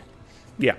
It's really, really excellent, and it delivers on all the things I wanted from a sequel to Titanfall, and I look forward to playing it throughout this year. Yes. And I hope that they support it. The player counts have gone up since Christmas, which is nice. It's like doubled on the PS4, I think, and yeah, PC has even gone up, and I hope it lasts because it deserves it, because it is incredible, and I love it. Yes. That's all. It's a great thing. Yes, my it number really 4 should be a pretty quick one as well, because my number 4 is Stardew Valley. Ooh. High up on the list. Look at But as I that, said yeah. when we were talking about it earlier, this is the biggest surprise of 2016, and I just respect the shit out of what Organized Ape did with this game. And as I said before, this is the game I'm planning to play the most of. Not the most of, I would say for the longest time. I plan to go back to this game throughout 2017, and just I plan to play it the same way I have, which is like 2 to 3 hours. Concerned Ape. There we go. Sorry. Oh shit! Sorry, he's not gonna watch this, but I feel bad because I love the guy. But yeah, I'm gonna be playing this slowly throughout like the next just like 2 years, just like slowly just tweaking my farm, improving it here and there. It's gonna be a great filler game, and I'm so glad I took the dive, discovered it. Wonderful little thing, and it just took me by storm. What a surprise! A farming game, number 4 on my fucking list. Jesus Christ! What a crazy year. But time for our number 3. Actually, This is how well he knows my list, I think. I'm pretty sure it's our number 3. I'll be very surprised if it's something else. But you're next, so you introduce it. My number 3 is Doom. My number 3 is Doom. Holy shit, this is alarming how many games have lined up. What's that, 3? 3 so far. Okay. Interesting. Oh shit, yeah. This is good. I like it.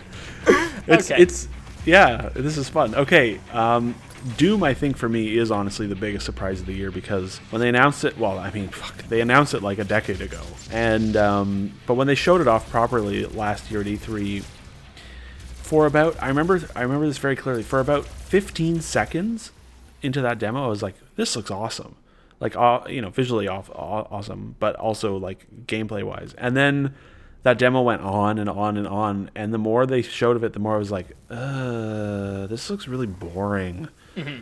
And then that multiplayer beta came out, and it's just like, man, this multiplayer is like the most soulless thing I've ever played. It's like so lacking in identity. And then they just didn't talk about the campaign at all, and there were no review copies. And I remember the day it came out, I was looking on Twitter waiting for couple people I trust in the games press who are like hardcore Doom fans. I was waiting to hear what they had to say, and then like an hour or 2 into the morning, it was just like, so they come on, it's like, Doom seems pretty awesome, and I'm like, oh fine, I'll buy Doom. I'll see what this campaign is like. And wow, Doom. Doom is so good. Man, is it a thing. I realized I played a little more last night, and playing it is what put it above Titanfall 2 for me. I played a little bit of the campaign again, and it was like, there's so much going on in it that it is so good that it edges over Titanfall 2's campaign, because there's a purity to Doom.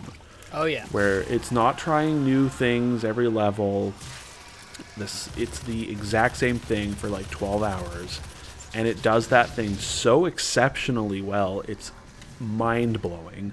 Then you wrap in the fact that there's like a really good skill tree and collectibles and map design and secrets and the sound and the music. Sound. The music is like the most it's like the dumbest and also the most exciting, like, badass music I've ever heard in a game. It just sounds so good. It's so metal and evil and grungy and also just, like, hilarious, which is kind of that game as a whole, because there's also this wonderful sense of humor to it throughout, and it's a little tucked away.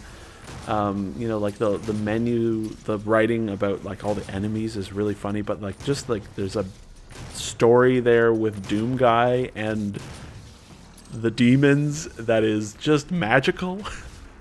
That I really was surprised about, and just like Bethesda. So do you remember Bethesda? They recently said like we're not going to send out review copies for games anymore until the day of or the day before. Yes. And they were like, Doom is why we're doing that, because Doom did so well and reviewed so well, and we didn't send that out until the day before. But it's like they didn't know what they had. Bethesda didn't send Doom out because they didn't think it was good, not because they knew it was good. Jesus. They were terrified, I guarantee you. And that is astounding to me, like how anyone at that studio, you know, at the publisher, plays that campaign and doesn't go, people are gonna fucking lose their minds over how good this is. We need everyone to know like a week before. It's just a little side thing. It just bothers me so much, but that game is crazy good, and it is amazing, man. Even the boss fights are fun. Yeah. They use the mechanics really well. They're just hard enough. The designs are amazing. I cheered out loud at the Spider Mastermind final boss fight because it was so good. And the fact that you have a 12-hour campaign with very light story, with no aim down sights, with no reloading, with no sprinting, no set pieces, it's so contrary to like 90% of modern game design. Mm-hmm. But it works so well and feels old school and pure in a way that a game I don't think has felt ever. Yeah. There have been a decent number of like old school retro sort of throwback first person shooter games over the last few years, like Shadow Warrior and Serious Sam, things like that, you know. Yeah. And I play them and I'm just like, this is not good. Like, it's just, they try so hard with their humor, and like the gunplay is not very interesting, and this game just like so nonchalantly and so confidently does all of those things. That it's just kind of mind-blowing that this game exists and that it turned out so well after such a long period of difficult development. And like their last game was Rage, like that was in like 2009, and that game had some good stuff in it, but like this game just takes a huge dump on like every other first-person shooter campaign in a very, very, very long time. Also, I think it's been quite public knowledge that they've had some development problems with the franchise of Doom. Oh, yeah. And it's quite a beloved title as well. So Doom is the most important video game ever made. Yeah. So there was. I say that confidently. There was a bit of pressure. A bit of pressure on getting it right. And fucking hell, did they do it? Go ahead. I actually have written down here.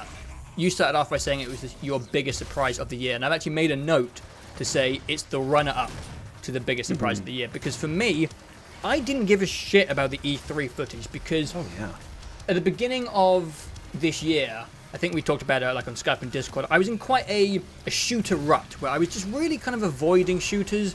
I was just like bored of them, they weren't inspiring me, and I was just like sick of pointing and shooting at things. And then 2016 came along, and it just completely changed everything. Yes. Yeah. I didn't even bother looking into this game. 2016 is the year of the shooters.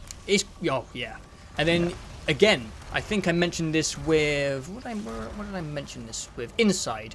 I said earlier there's been a few games on this list which were you pushing it, and you were the one who were like, you've got to try Doom, and I was like, all right, it looks a bit average. And this is like before Titanfall 2. So I was still in the rut of shooting. I didn't want to play shooters.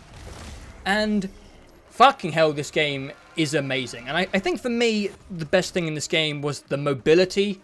They do some very simple things to force you to run around. Like you get health from executing people.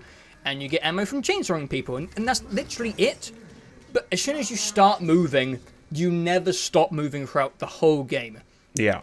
And pairing the rapid movement, the jumping around, and the insane music, this whole game just feels like... You know, sometimes when you play a video game and like the music matches perfectly with the scenario and it's like this really awesome movie moment. Doom is that all the way through. It just feels like an incredible action scene moment throughout the whole game. And it was an incredible surprise. It's got fun enemy design. It keeps it simple. It slowly introduces like new enemies to keep it mixed up. The settings are stupid, silly, and fun. And just goddamn, man. Goddamn. This was one of the easiest games to session this year. I am a gamer where I can play games for like 2 hours and be like, I think I'm going to take a break. I don't often find games where I can play for like 6 or 7 hours, and I think I beat Doom in 2 sittings. Wow. 3 maximum. I know the first time I played it, I had like a free Saturday and I wasn't doing anything, and I played for like 6 or 7 hours, and it was like 1 in the morning, and I could have just kept going. It was fucking good. If it was any other year, Yeah. this would be Game of the Year for me. Yes. I think almost 100%, because it is just so astoundingly good and well made. And, I completely forgot to mention one thing. I was also really, really surprised by the amount of platforming they incorporated into the traversal. There's one level where you're literally climbing up a huge tower. And platforming almost made a bit of a comeback in 2016 because we had Titanfall 2, which had some of the most creative platforming sections in a video game. And then we had Doom, which seemed like a kind of, not mindless, but kind of just a heavy metal, in-your-face corridor shooter. And they had some really interesting stuff when it came to level design, traversal, and platforming. And that was a big surprise for Doom. I didn't think I was going to have fun jumping around and trying to figure out which platform I had to make my way to next. That was a really cool aspect of the game, which I wasn't expecting.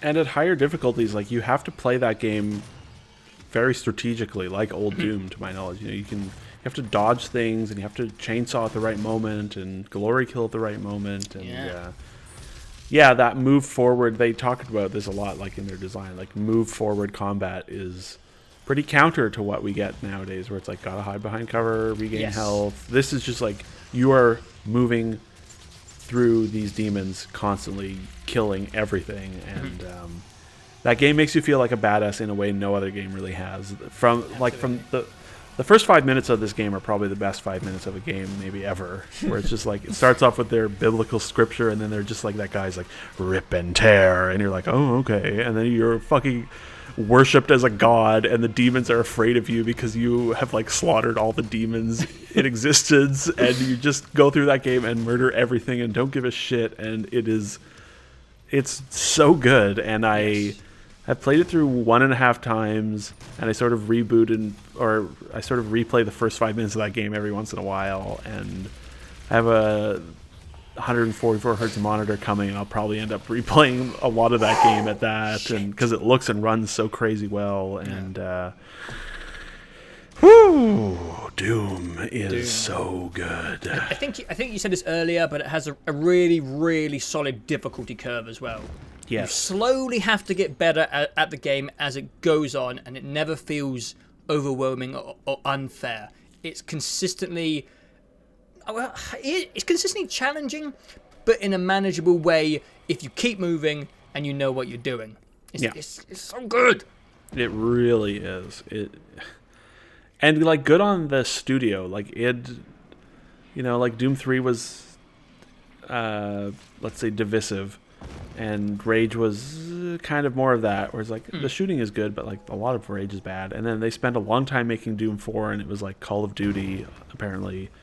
And then they threw it all out and remade it, and like some of their big names left that studio, and they come back and are just like, no guys, we still got this, in a way that I've pretty much never seen a studio come back and be like, no, we're still king of this. Watch out. In a year full of first-person shooters, many great first-person shooters. I think I have Some of the best in a long time. 4 on my list. Doom is the best and purest first-person shooter made in a very long time, and it is. We're so lucky it exists. We don't deserve this, but we got it anyways.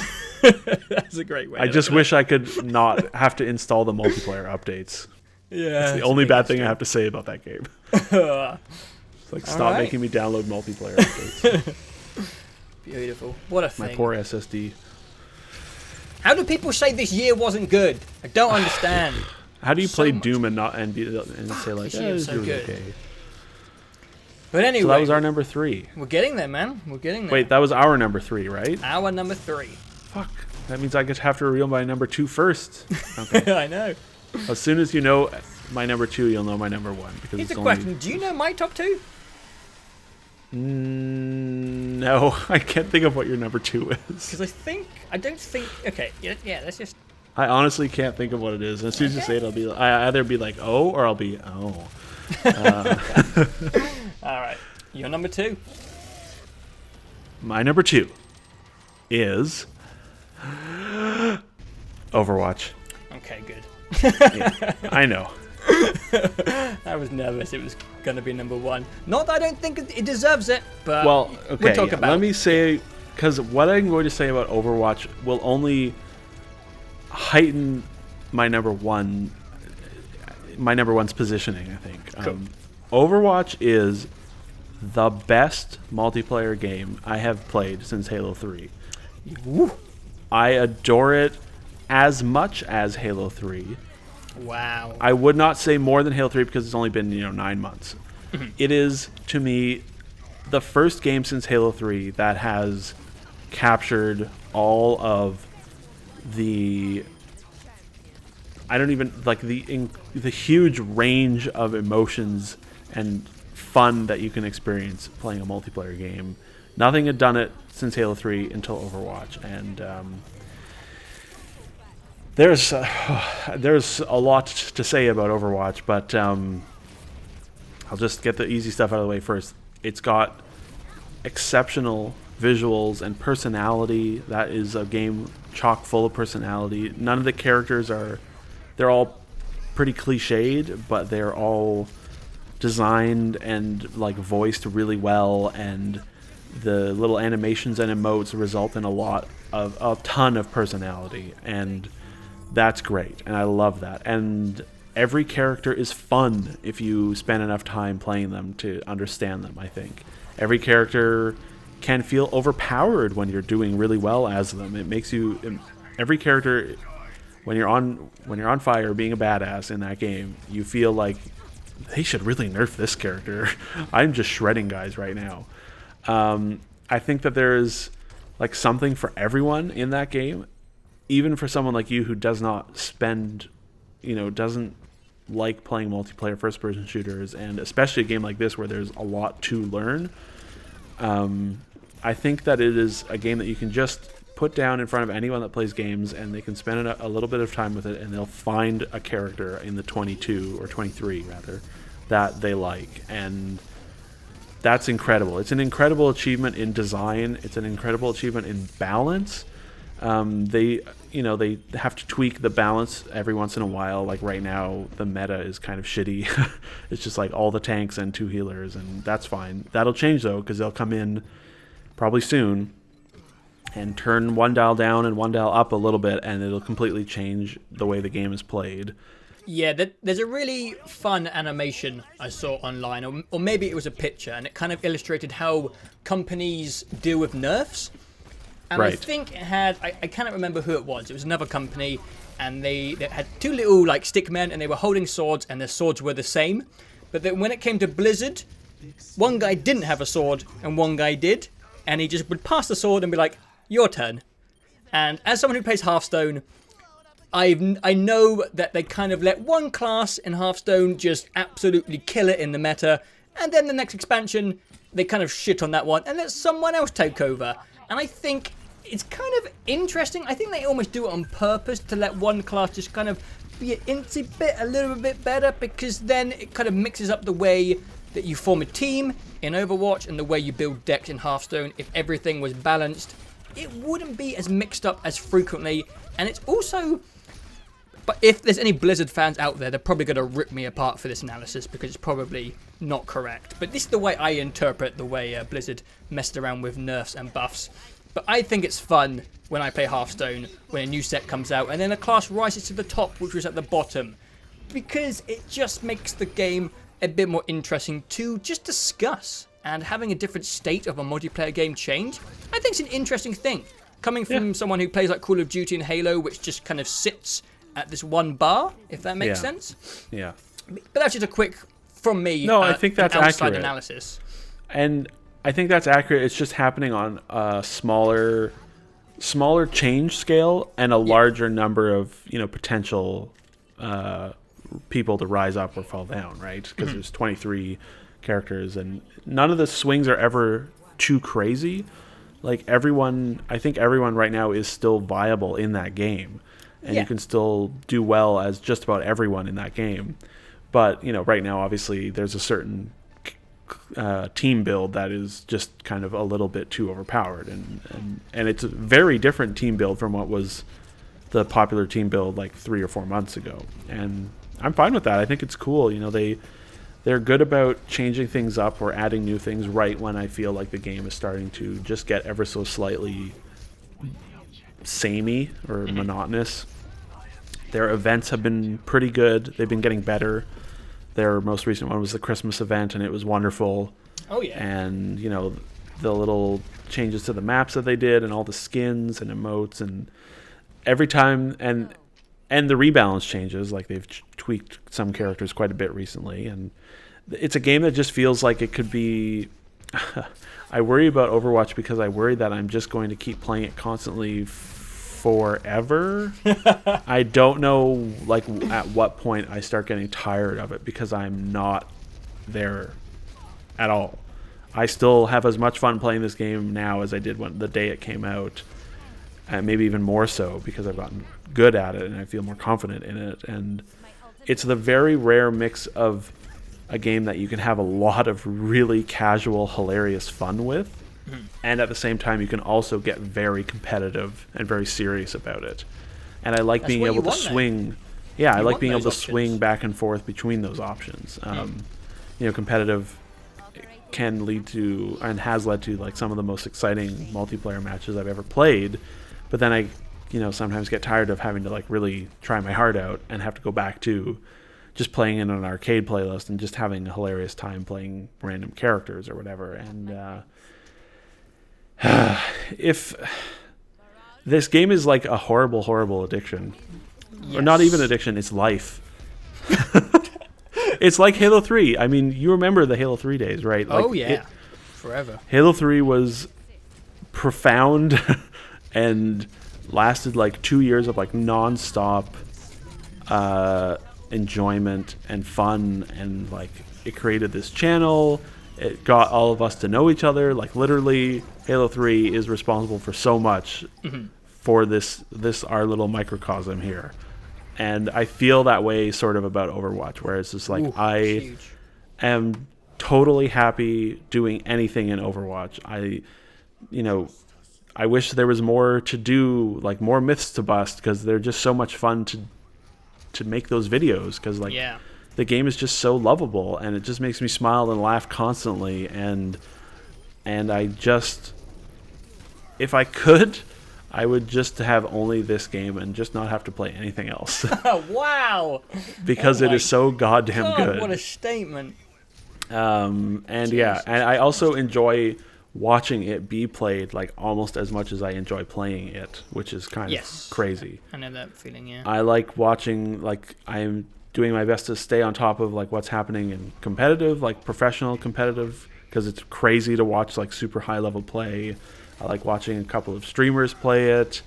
It is insane how much that game has its hooks into me, and it is, when I say that it is pretty much on par with Halo 3, I know you appreciate how much that means. I also don't find it hard to believe either. No. I'm not surprised. If anyone doesn't know, I don't play Overwatch, and I don't play Overwatch because I don't think I would enjoy it. I fear Overwatch. I don't have time for another Halo 3, unfortunately. Yeah. I just don't. I don't either, but I'm still... We have recorded videos in Overwatch. I've helped you with a few Myth videos. We've done the Christmas special. And that game is just a joy to make videos in. It looks fun. It looks great, and I'm sure it's a lot of fun. But I'm just terrified of getting into Overwatch because I just don't have time for it. I can barely keep up with games nowadays. I can't keep up with movies. I've got videos to make. I avoid Overwatch not because I don't want to play it, just because I can't play it. And I respect the shit out of what Blizzard does. And I also think creating a first-person shooter game on the scale of Halo 3 when it comes to thoroughness and its addictability is such a hard thing to accomplish. You have to nail every aspect of it and get the balance perfectly right to really hook your brain onto something like that. So I think what they've done is amazing. And I have said to you and the guys that I will play some Overwatch casually this year, finally. But I'm scared. You should, because you will probably find that you'll find some people in that game, characters that you really do like playing. And also just messing around with it, like recording, it's fun to finally understand the array of characters. I know most of the names, I know what they do. I can kind of join in with like all these references and the massive online phenomenon which is Overwatch, because I didn't before understand who anyone was or the memes or the references. So I've enjoyed making videos. I understand the game. I respect the shit out of it, and I will give it a go this year, sometime. Yeah, you should. It's okay. Yeah, it's pretty fun. What's even crazier is that like I paid no attention to it until just before their open beta happened. Yeah. And it was only just before that started to happen that I was like looking at it and being like, this looks like it could be pretty fun. This looks like a proper successor to Team Fortress 2, which I played a lot of years ago and really loved. And they take just the right amount of learnings from like a MOBA, with the big character roster and everyone having abilities. But it is more of a Team Fortress game than anything else. And they borrow a lot of things from Team Fortress, and then they also do a lot of their own stuff, and which is kind of Blizzard's MO, right? Like they've always sort of been the type of studio that like they made a really good card game, where it's like this is not an original idea and it's borrowing a lot of. They see trends and then they polish the shit out of them and make the best of the trend. Yes, yeah, and they do it better than pretty much anyone else. And this is like, I've liked Blizzard games for sure, but this is the one that made me go like, oh wow, they really, really know what they're doing. And they're also excellent at like community management as well. Yes. Oh god, really their support's been good. I hope it ramps up a bit more for 2017. They've only put out 2 new maps and 2 characters, since May, but they've done lots of events and skins and stuff. But I know like making a character and a map for this game is not simple and requires an enormous amount of balance and tweaking and play testing. So I just hope there's maybe a little bit more new maps or characters this year. Even just new maps with like a new game mode would go a long ways, because they've only got 3 game modes in the game, and it can get a little it doesn't get tedious, but it can, if you play like the same mode or map a few times over, it's kind of like but I'm not currently in any rut with this game. Obviously it can all fall apart when you're playing against people or with people that are just terrible human beings. And I have had that happen, and it can get really, really sad and depressing. But for the most part, this game is just nothing but a good time. And all of that is to say, it should really be my number 1 game of the year by a significant margin, but it's not. And there's a reason for that. But we'll get to that. But, this is... I don't know, like, I really don't know how or when I will ever stop playing this game. Like, I don't foresee an end to my time with Overwatch, which is crazy. We'll have to see And if a little it stands- scary. Yeah. Like, How long do you think Halo 3 stood the test of time? How long were you playing that game, for? 4 years? It was 2 years of like non-stop basically until 2007 to 2009, and then ODST came out, and then Reach was a year later, and it sort of started to slow down then. But it was like 2 solid years. Yeah. But Overwatch has more going for it. It does. Because you add in a new character and the entire game changes. Like when they added Anna in, who's the healer sniper in August. That game right now, and since her release, basically everything is built around her because she's so good. So like if they added a new character that's similar to that, the whole game completely changes. And yeah, that's true. I don't know how long they're going to support it for. I'm sure it'll be years because it's Blizzard. Yes. And that's a little bit scary. But also, I'm so on board for it. And every time there's a new update or anything, I'm just like salivating. I just give me more. Just give me more Overwatch. I hope it's popular forever so we can keep making videos on it. Yeah, me too. So whenever there's like nothing out, at least we have Overwatch. Yeah. Oh, Overwatch. It's so good. I love it so much. It's crazy how much I never thought a game would top Halo 3, and I wouldn't say yet that this is top Halo 3 because it needs time. Yeah. But it is completely on par with Halo 3 for me. I mean, if it ever tops Halo 3, you're just probably not remembering Halo 3 correctly, so that's fine. Maybe. I don't know.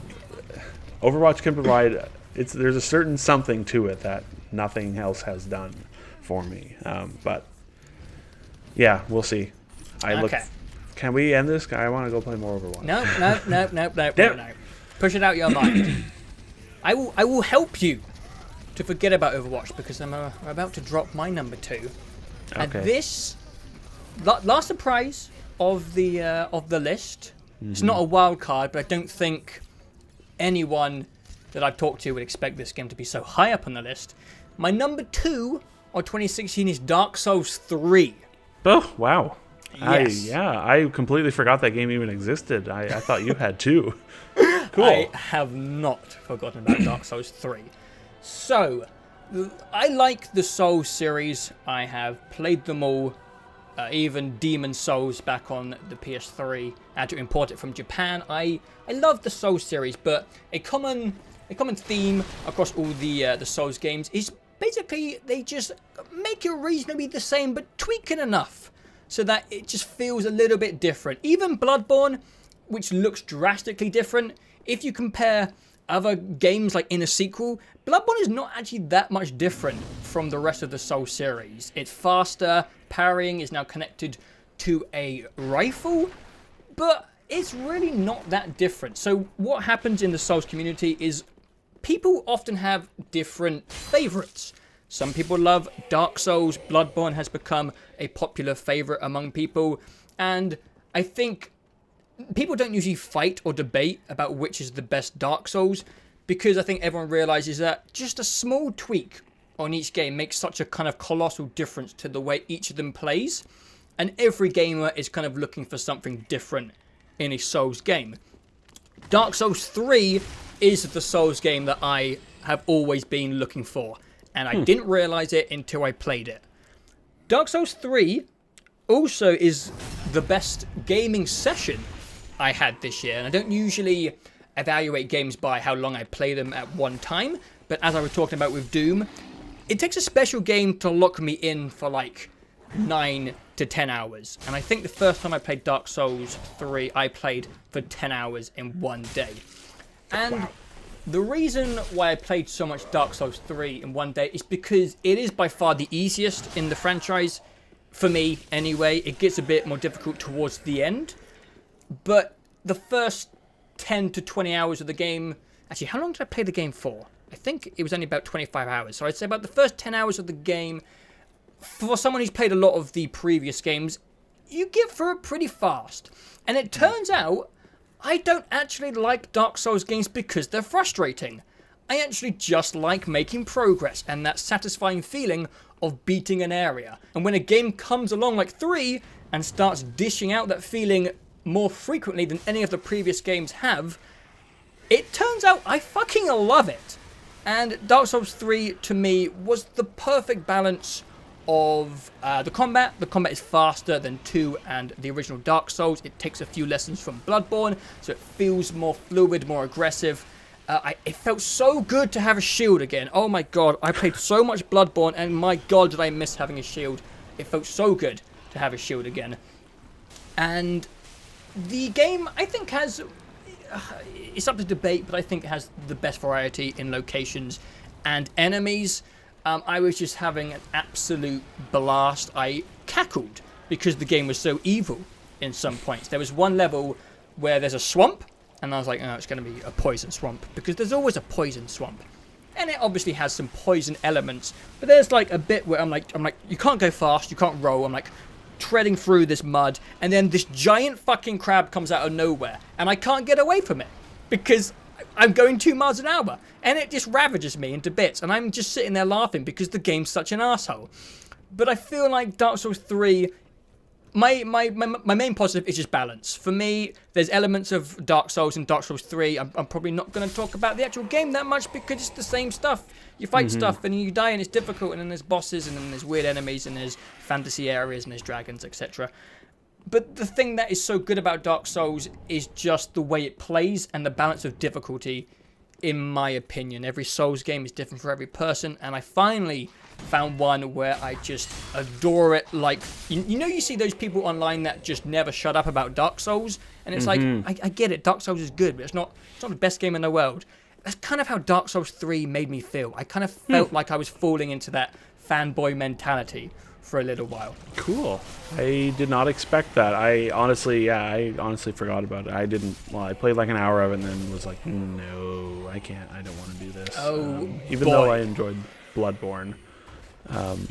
The world design, some of like the world art seems like the best in the Dark Souls series. I wouldn't say better than, well, Bloodborne is more enemy design than it is world design. But, yeah, from what I saw of it, it looked really cool. Like, you go to some pretty neat locations. And I know you go back to one area from the first game, I think, that I heard about. And, yes, that's very cool. I think it has the best boss design. I really didn't enjoy the Bloodborne boss fights too much. It really felt like a lot of times I was just diving close in and spinning around with a two-handed weapon and just hoping for the best.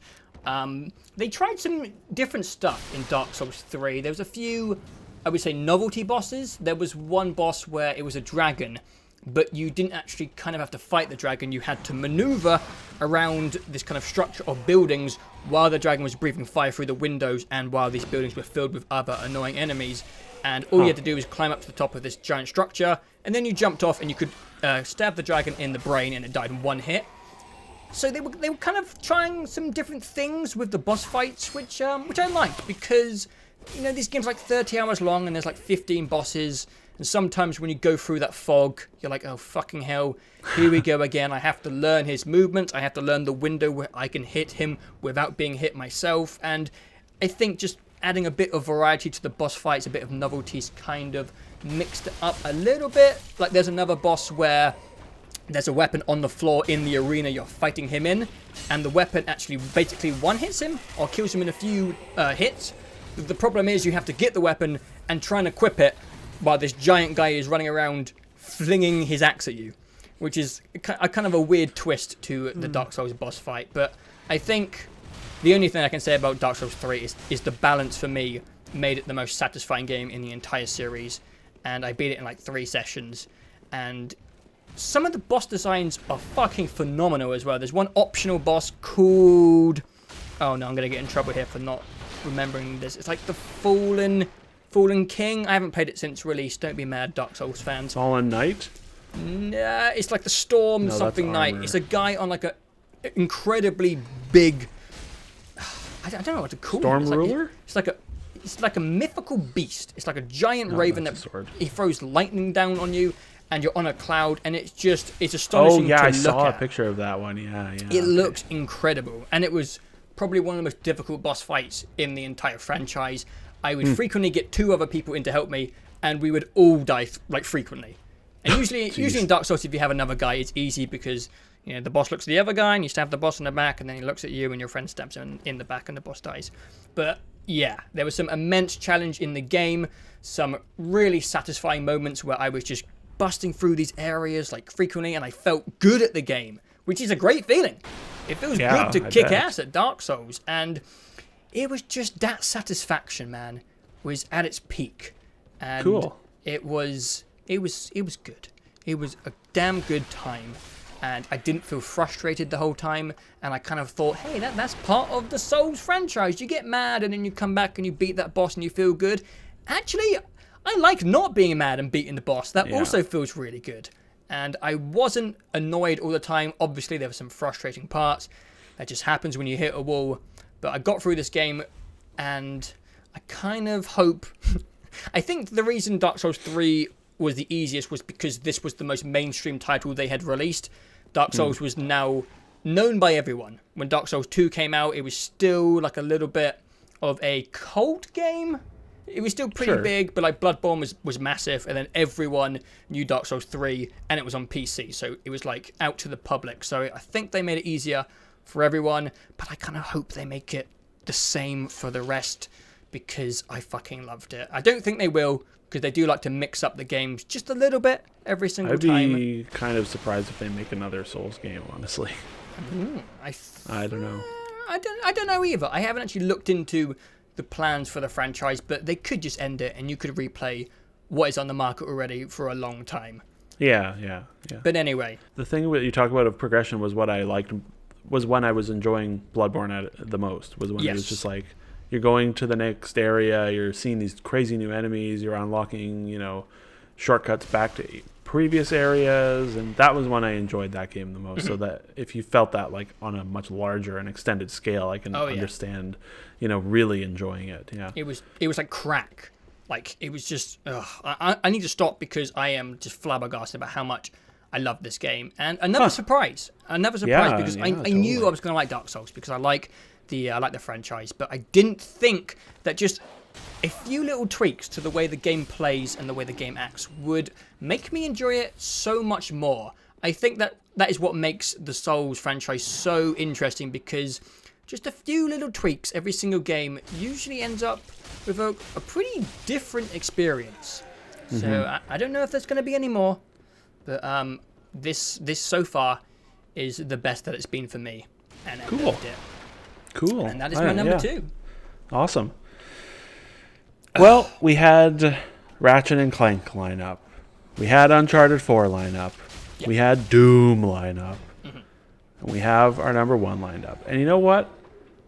I think we've had our number 1 lined up for about 12 months. Well, a little bit less, because it's been a little under a year since. Yeah. You want me to call it? Yeah, you're next up. You do the honors. Okay. Our number 1 is The Witness. Witness. Oh, and shit. Yours is The Last Guardian? Fuck. I would never do that to you. I know. I thought about it. I was like, should I just say The Last Guardian to troll everyone? No. The number 1 game of 2016 is The Witness. Yeah. I remember like 25 hours into The Witness, I thought to myself, this is the best game I'm going to play this year, and if there's somehow something better, I will be absolutely astounded. And there was not, which is fine. Not far off, but not. Came close, yes. And like I said, Overwatch should be my number 1. And there were moments, a few months ago where I thought like, oh, maybe. But The Witness is the most singularly unique game experience I think I've ever had, and it needs to be recognized and commended for that, and that's why I've left it at number 1, and that's why it's probably your number 1. Absolutely. Let's go back a little ways. Braid, great, cool. I didn't spend a lot of time with it. Then he announced The Witness, and he's like, it was like 2009 or 2010. He's like, Jonathan Blow is like, I'm making The Witness. It's going to be sort of like Myst. And I was like, oh shit, Myst. Myst is a very important game to me. It's like one of the first games I ever played, long time ago, 15, 16, 17 years ago. And I played it as a child, and my dad had played it, and it's a game that I look back at and think, like, I understand why I like that, because it's the same type of game that I still like today, where it's like you're on your own, you're exploring and discovering a world, and you're solving puzzles. And Myst, I think, is the first, and prior to The Witness, last game that I ever had to take notes and think in a different way. And Myst, when he said it's going to be like Myst, I was immediately on board. I was sold. And then they spent like fucking 8 years making this game. Yeah, and at a certain point, I was like, many times. Yeah, at a certain point, I remember reading previews for this game in 2011. People went and played this game, and they thought it was close to being done. And I remember thinking, like, as it got closer to the release, when it was like it was probably late or mid-November or mid-2015. Fuck, what year is it? When they were like, yeah, we're almost there. It'll probably be out in 2016, and there's like 650 puzzles, and it's 50 hours long. And I'm thinking, like, what? Like, yeah. What? It's 50 hours. What? This is a line puzzle game. What? How can there be so much? It almost lost me because of that. And that's maybe one of the reasons why I wasn't interested at all in The Witness. You and another friend called Ben, who's a massive cuck, you kept talking about it. You kept talking about it in Discord. You're like, it looks pretty. I was like, it looks pretty. And I'm a big puzzle guy. I love puzzle games. Yeah. And you were like, it's 40 hours long, and I just didn't understand. I was like, yeah, and so I don't want to do line puzzles for 40 hours. I was the first one to get it and play some of it. And the first, 20 minutes of that game, we're like, okay. And then at a certain point, it's different for everyone, but there was a point where there might be some spoilers here, but we'll try to keep it light. But, I don't know. At a certain point, like, it's been a year, and you kind of, some of the things in this game just need to be talked about to discuss why we like this game. Is it a puzzle, a specific puzzle where it kind of clicked for you? Well, yeah. It's the reflection stuff to the left. Yes. That was the moment where I was like, where you have to, well, first it was the earlier part of that where the blue and yellow lines start to disappear in moving, in symmetry with each other. And I was kind of like, ooh, this is dirty. And then it was the reflection puzzle where it was like you're drawing a line around like reflection of the palm trees, where I was kind of like, oh, this is not what I was expecting. And that was sort of when I said, like, you should probably at least play some of it to see if you might like it. And what would go on to happen is 3 weeks of collaboration and discussion and astonishment and surprise and frustration and magic in a way that I've never ever had with a game. And The Witness, okay, the best feeling in a game is surprise, I think. Oh yes. Where you either, not even like, oh, I'm surprised this game is good, but it's like in BioShock Infinite when you go back to Rapture. Like, that's a great surprise. You're like, holy shit, what a surprise. I never saw that coming. We were talking about this the other day when that article popped up of someone in, it's not Eve. Elite Dangerous, yeah, with the aliens, yes. Yeah, and I was like, I was just jealous of the person who got to experience that, because surprises, it's one of the best feelings in games. Yeah, and if you go and find some of his talks about The Witness, like, he wanted to make a game that was about the feeling of epiphany specifically, which is something that you can't really do in games very easily. This feeling of, aha, I get it, I understand. And The Witness does that over and over and over and over again in ways that are just magical. And I know that this game doesn't click with a lot of people, which bums me out, but like, I've never played a game where you are solving puzzles and it's Myst-like or sort of Dark Souls-y, and like you can't access certain areas, you don't know how to get into this area, right? Or you don't know how to solve this area. Yeah. And the solution or the aha moment or the thing that you acquire, I've seen it described sort of as Metroidvania-like, where you need like this piece of equipment to get to this area, right? Yeah.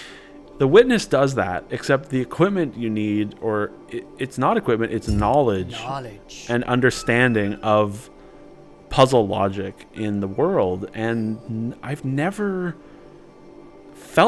seen that before in a game. And there's just so many things in this game that are fucking incredible. Yeah, I was just about to say, when I was thinking about this list, I was like, I don't know how we're going to summarize The Witness, because there's so many subtle layers towards what makes this package one of the greatest things I've played in recent memory, or of all time. I don't mind saying that. Maybe it's like how horribly challenging it is, to the point where it almost gets sadistic. And it almost gets to the point where Jonathan Blow becomes like a villain in your mind, because he designed these puzzles and you're just sitting there cursing him. And like it'll get to the point where you beat something and like how these puzzles work, and then suddenly the puzzles will overlap and you're like, no, John, it's like please! three different logic sets in one puzzle panel. Yeah. How am I supposed to do this? But there's so many things. But there's so many different surprises with this game as well. Like the first surprise of getting an inkling of what sort of the way the game is playing with perception in the puzzle logic. Yeah. But then you have like the surprise over and over, and the epiphany of understanding all the different rule sets for each of these different puzzles, like the reflection area or the sound or the color or the Tetris or whatever. Then there's the obelisk puzzles, if we want to talk about them vaguely, or we can just say I'd say vaguely. Because I don't think I don't think so. Fuck it. This game has been out for a year. We're going to talk openly about this game for a little bit. If you don't want to watch it because you want to go play The Witness, go and play it now and then come back, because you should play The Witness. I think it's just better if we just talk about this openly. Well, maybe we should put like a timestamp on the screen and specifically talk about the plus puzzles. Well, no, because it's more than just the plus puzzles. Okay, well, we can just have like a spoiler section. I think so. Okay, let's do that. Yeah, we'll annotate on the screen when the spoiler chunk, but like, it's hard to talk about this game without just talking about it. Okay. And it's better to talk about it than talk around it, I think. Then there's like other little things, like when you go into underneath the windmill and turn on the panels there, and there's just full motion video down there. And you're like, what is this game? And this is, I was talking about Harry Potter to you earlier. This is the thing that the entire game exists for, is the environmental puzzles, honestly. And I think he's even said that in that Giant Bomb video. He said like, this was mainly why we made this game, was for this stuff. That moment when you discover that there are environmental puzzles everywhere is so profound and so significant, and changes the way you look at the entire game so dramatically. Yeah. I remember, and the fact that you can either miss it and never have the revelation, or it happens differently for everyone. I got pretty close to missing it as well. You did. Ben found it pretty early. I found it at the 12-hour mark. I remember making a note of it. Yeah. I remember it was in the area with the mazes, the sort of fort castle. Mm-hmm. And you're up at the top, and you look down, and the dirt path is one of the shapes. And I remember looking down and being like, oh my God, that's a puzzle. And then, and the whole time you've been able to click anywhere in the environment and like bring up the puzzle interaction interface, even if there's not a panel there, and you're like, why can I do this? This is weird. And then I just like clicked, and that the moment thing started when you lighting click up. And it lights up. And like I have chills right now talking about it, because it was so significant. Like I almost fell out of my chair when that happened, and it was unbelievable. And like, that's not the only thing in that game that is so awesome. Like I said, the getting under the windmill, getting to the mountain, getting to the challenge, getting to the credit sequence, getting to the weird FMV thing where he's just like touching things in the real world. So weird, John. You're so There's weird. so much magical, wondrous surprise in this game. It's a game that just keeps on giving. Yes. And even when I thought I was done, like I'd done the credits, I'd done challenge like 5 times because I just wanted more.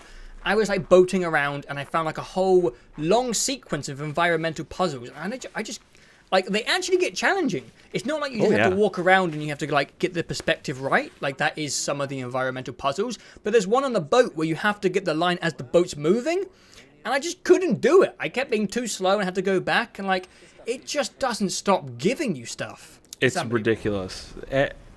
The whole, I think the challenge also is like the best boss fight in a game that I've ever played, where it's just like a boss fight should be a challenge of all of your skills learned throughout your journey through that game.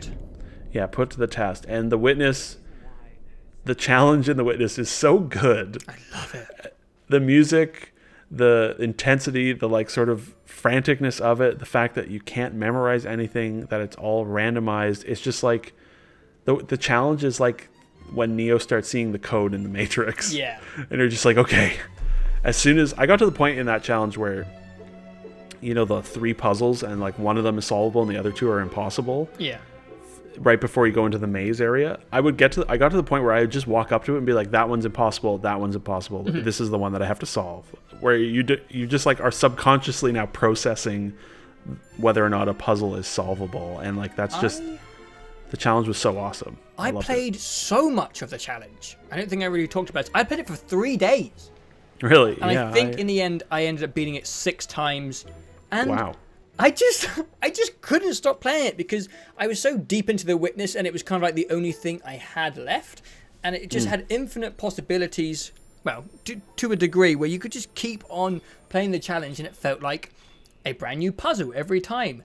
Well, it is. There's no repetition. Every puzzle is randomly generated, which is pretty crazy. And also, did you ever watch? You didn't. You never watched the video you get for completing the challenge, did you? Oh, is it Under the Windmill? Yeah. You know, the code in the vault is the video. Fuck. Is a I remember video you code. told me you said it's like 45 minutes and it's worth it. It's 58 minutes or 57 minutes long. I never made the time for that. I forgot about that. And it's just a talk. It's a podcast, basically. Okay. You can listen to it elsewhere also. And that podcast it's interesting because it's a talk from a game designer, and they recorded it. They recorded it in 2011. So it was like he's wanted it to be in the game for a very long time. And Braid encouraged a lot of like post-release like examination. You know, it's like, oh, what else is going on in this game? Once you get to the challenge and complete the challenge and watch that video, you're done with the game. And that video basically says you're done with the game in a really interesting way, and talks about a lot of things that I really, really like, where it's just basically saying like, this is a thing. It's a wonderful thing. They're looking for more is not necessary. And you shouldn't look for more all the time in a lot of different things. And it's a really good thing. You should probably... I can link you to it, actually. There's a website. His website just has it, like the guy who wrote the thing. Okay.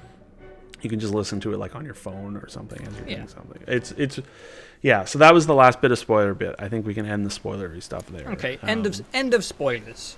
Yes. We haven't even talked about how good the game looks. Oh my god, it looks so good. And it was like the beginning of like the vibrant video games across 2016. It was just so colorful. Yes. It was such a great game to look at. Gorgeous. And it's the number of ways that they use... That game is like really all about perception and perspective, and like you having to move around or use... I remember getting stuck in one puzzle and going online and just asking for a vague hint, and someone said, just close your eyes. What? I was like, oh, okay. And I closed my eyes and started walking around. It was the gravel. Oh. You know? Yeah. Which again, I could see... I like so much of this game, it's like, if you don't like it, I understand. Because getting stuck is not fun. And not understanding the logic behind something could not be fun. But it never broke down for me. And when I got the hint of like, just close your eyes, and I closed my eyes, I'm like, okay, why? And then as soon as you close your eyes, you have to listen. And I walk around and you hear like the very distinct sound changes, and you're like, holy shit, I know how to solve this puzzle. I ran into that one. I remember running into that one quite easily because I was walking through and there was a telephone sound, and I was like, what the fuck is this? Oh, that one. Yeah, like that one with the jungle area. Oh, right, yes. And it also resulted in us, like I said, the collaboration, the sort of, we had it a little bit with Bloodborne where it was like, oh, what's this thing? Have you seen this yet? But like for the most part, our group when we play games is fairly singular. It's like, yeah, I played this, it was good, moving on. But The Witness, it was like 3 weeks of the three of us being like, have you seen this? Vaguely hinting at something. And then they'll be like, oh yeah, I have. Okay, let's talk about it. Or it's like, what is this? How do you fucking do this puzzle solution? Mm-hmm. And it's like, okay, well, if you maybe try this. And there was so much discussion amongst ourselves, which was, and I like just how so. We all had like a mutual respect for the game, where like even if someone asked for the solution, it was like, nope, you're not getting it. Like we were all just giving very, very vague hints. And I even have my bullet points here. I have a whole bullet point dedicated towards our Skype conversation about The Witness. Because, as you said, we don't do it very often. We did it a bit for Bloodborne. We did it quite a lot for The Witcher, but we weren't in the same place at the same time with The Witcher. Yeah, so it was more Witcher discussion. But this is like we're progressing at the same time. And also, I really different places. Yeah, I also really liked comparing which areas we struggled in and which we didn't. It was kind of like comparing our brains and the way they worked. Like, I remember I got to a greenhouse area, and I think you and Ben were almost confused by how I was struggling so much.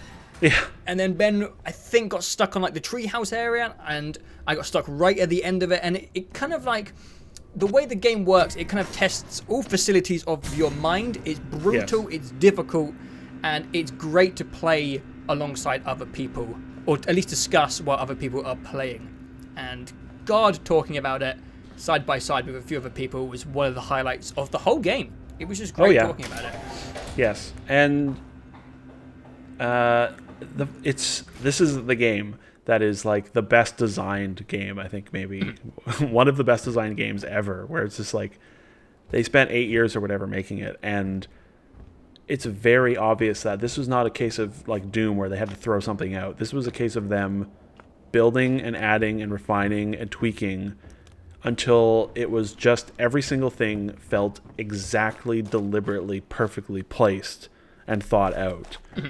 And the fact that it's an open world game and that you can, if you get stuck on something, you just walk away. Yeah. And go somewhere else. And you'll find something else and be like, oh, this is easy. And then you come back to that thing maybe an hour later, maybe 20 hours later, and you'll be like, oh, I solved this. I know how to do this. Maybe I solved it subconsciously while I was sleeping, or knowledge from elsewhere on the island was needed to complete this. You come back to it and you're like, holy shit, I know how to do this whole area now. Let's do it. And no game, I've never taken notes in a game aside from Myst, which was, I was like 6, so I wasn't actually really taking notes. I took notes for this, not a lot, but I would draw things out to help myself visualize occasionally. I had a crazy person Photoshop document going for the Tetris puzzles to help me, again, just visualize, because I like to visually be able to see things and move them around, and it made solving it easier for my brain. And I know you didn't need to draw as much or take notes. I did right at the end in the mountain. I think we talked about, Ben was doing it very recently. You know that floor puzzle before it gets into the pillar room? That's when I first opened Photoshop. But I am a big puzzle fan, and if I can make it more difficult for myself, I'm gonna do it. I didn't not use notepaper because I thought I could do it without it, but because I knew it would be more difficult. And which is a difference. I disagree completely in that maybe not disagree, but I just do it a different discussion when we were playing. Yeah, like I just do it differently, where it's like I'm quite happy to take notes to help solve the puzzle, because why not, And I've never done that in a game. I've never felt like I wanted to jot things down or take a picture or manipulate something to help solve a puzzle. And that was completely unique. And what else? Like the reward for solving a puzzle is more puzzles, and that's great. We're gonna have to somehow try and conclude this incredible thing. I think for me, The Witness is the greatest puzzle game of all time. I know for a while I kind of had a bit of conflict about Portal 2, but I'm not scared of saying that I like it more than Portal 2 anymore. I remember saying something, and it was in text form. Yes, you said Portal 2 was the best game with puzzles. Sure. And The Witness is the best puzzle game. Sure, okay, yeah, that makes sense. Yeah. Which I really, really liked. I think what is best about puzzle games, and the reason why I've always been attracted to puzzle games, or just puzzles just in life, I like the epiphany moment, and The Witness captures the feeling of epiphany and surprise more than any game I can remember. Like, just thinking back to stuff like Bioshock Infinite, and if you haven't played Bioshock Infinite by now, I don't care anymore. It's like $2 on Steam every sale. You should have played it. But looking back to Bioshock Infinite, the Rapture reveal when you realise like it's just a parallel universe, like that's the stuff that always kind of sticks in my mind when it comes to games. Mm-hmm. And I would say The Witness dishes out like 4 Rapture reveals, if that makes sense. Yes, I agree. Across the game, like the scale of the surprise. All the surprises are like vast, but it just keeps on giving past what we expect in video games. And you don't usually get a massive surprise, and then another surprise, and like you stop expecting surprises, and then you're surprised you're getting more surprises. And it keeps on giving. It's the most savagely brutal puzzle game I've played so far. So if you are a puzzle fan, you should play it just for the challenge alone, because it makes you feel good when you solve the puzzles. You feel like a genius, and then you hit another wall and you feel like an absolute retard. It just inflicts these strange emotions in you. And as we were saying, like the feeling of epiphany is just so frequent. It's kind of like when I was talking about Dark Souls with that feeling of satisfaction and progress. The Witness does that with making you feel smart. And you just never want to stop searching and progressing. And it's 40 hours long. Or more, yeah. I have exactly 50 hours spent on it. There's so much content. I'm only missing like 10 environmental puzzles. I have a lot. I think. Yeah. I might have even lost my save because of my computer. And I don't care. I'll just do it again. Yeah, I went recently just for fun to see what the pro support was like for The Witness. And I just started playing some, and I was like, man, these puzzles are still really fun to solve, even if I know the logic of them. Yeah. The act of just solving them is really still very satisfying. And it is a game, one of very few games that I desperately wish I could just re-experience the magic of the entire thing. Yeah.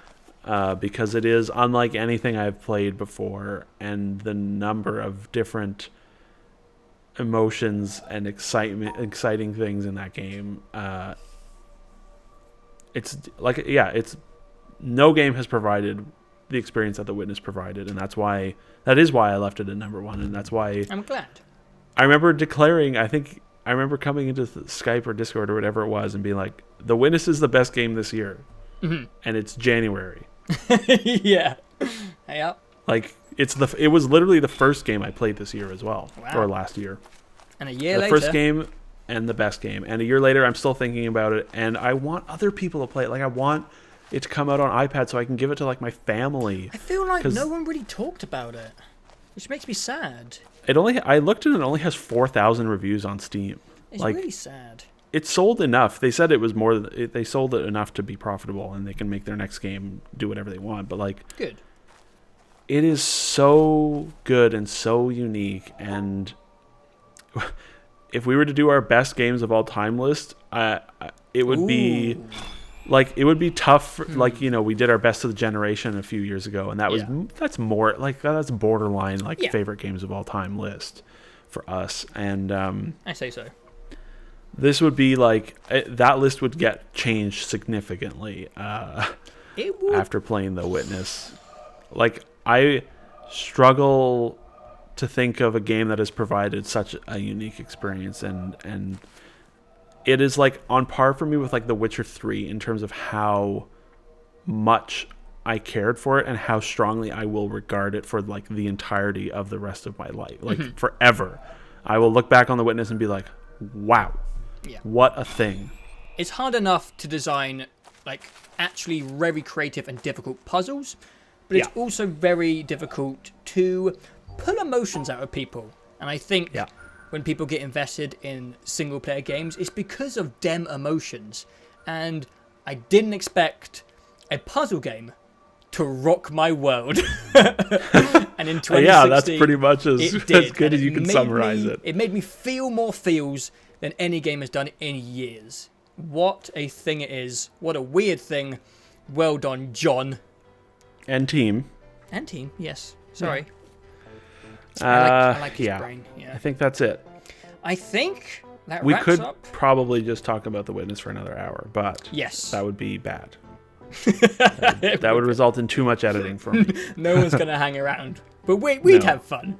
If anyone has made it to the end of this, good on you. Yes. Congratulations. Yes. Thank you very much to watching all the way to the end. If you did, it's going to be a pretty long one, an epic talk. But there was quite a lot of games. I think 14? I don't know. I'll have possibly? to count. Yeah. And I think in comparison to how long a full review was, I think we did pretty good. Yeah. Sure. Yeah. That was about I the think same so. length with much less games. It's crazy that I only had one game from the fall on my list. Everything else Me was too. released before June or before July, which is crazy. And the full games were great. Yeah, like I felt bad about not being able to put Dishonored 2 on my list, or Oh yeah, I forgot about that. I really thought it was going to be on your list. I thought it was too, and I want to play more of it though. I want to do like a new game plus thing, and I just started it, and I feel bad about not giving Gears 4 because we just did a great Horde session yesterday, and it was so much fun, and I wish I had played Abduction through to the end because I've played a decent chunk of that, or like 4 hours of that, and I'm really liking it, and maybe that would have gone where Stardew went. I don't know, but there were just so many good games this year, and I kind of feel bad that it was only 10 games because I had 15 that I would have happily talked about or more. It was a good year. Yeah, I'll put honorable mentions in the comments. Yes. Just because. But You might as well. I think we've done it. I think we have. I think we've done it. Now we're not going to post another video until next year. Woohoo! We've done it for another year. I like doing these. I think that was fun. Yes. It's always a bit intimidating to click that record button because we know we're going to be here for 3 hours, but They're just getting longer every time. Shit. I know. Why do we talk so It's not much? good. But that was a good chat, and I think the lists were good. There's a few surprises in there, and 4 games lined? 4 games lined 4. up. That's shocking. Yeah. That does not happen very often. I'm surprised about Ratchet and Clank and Uncharted 4. I didn't think they would line up. That was funny. Good stuff. But anyway, guys, that is all for another entire year. We will obviously be back at the beginning of 2018 to talk about the best of 2017. I'm sure along the way we might do another long talky video. We have some, ideas in the making. Maybe a most anticipated. In terms, who knows? yeah. But in terms of top 10, people look forward to these. So I hope you guys enjoyed. Thank you for listening all the way to the end. I think we enjoyed doing them. And looking forward to 2017. Some interesting stuff on the horizon. Oh, I see Yeah, what you see did what I there. did there? 10 out of 10. All right. Are we done? Yes. After that, yes. Okay. So thank you guys for listening, and we will see you next time.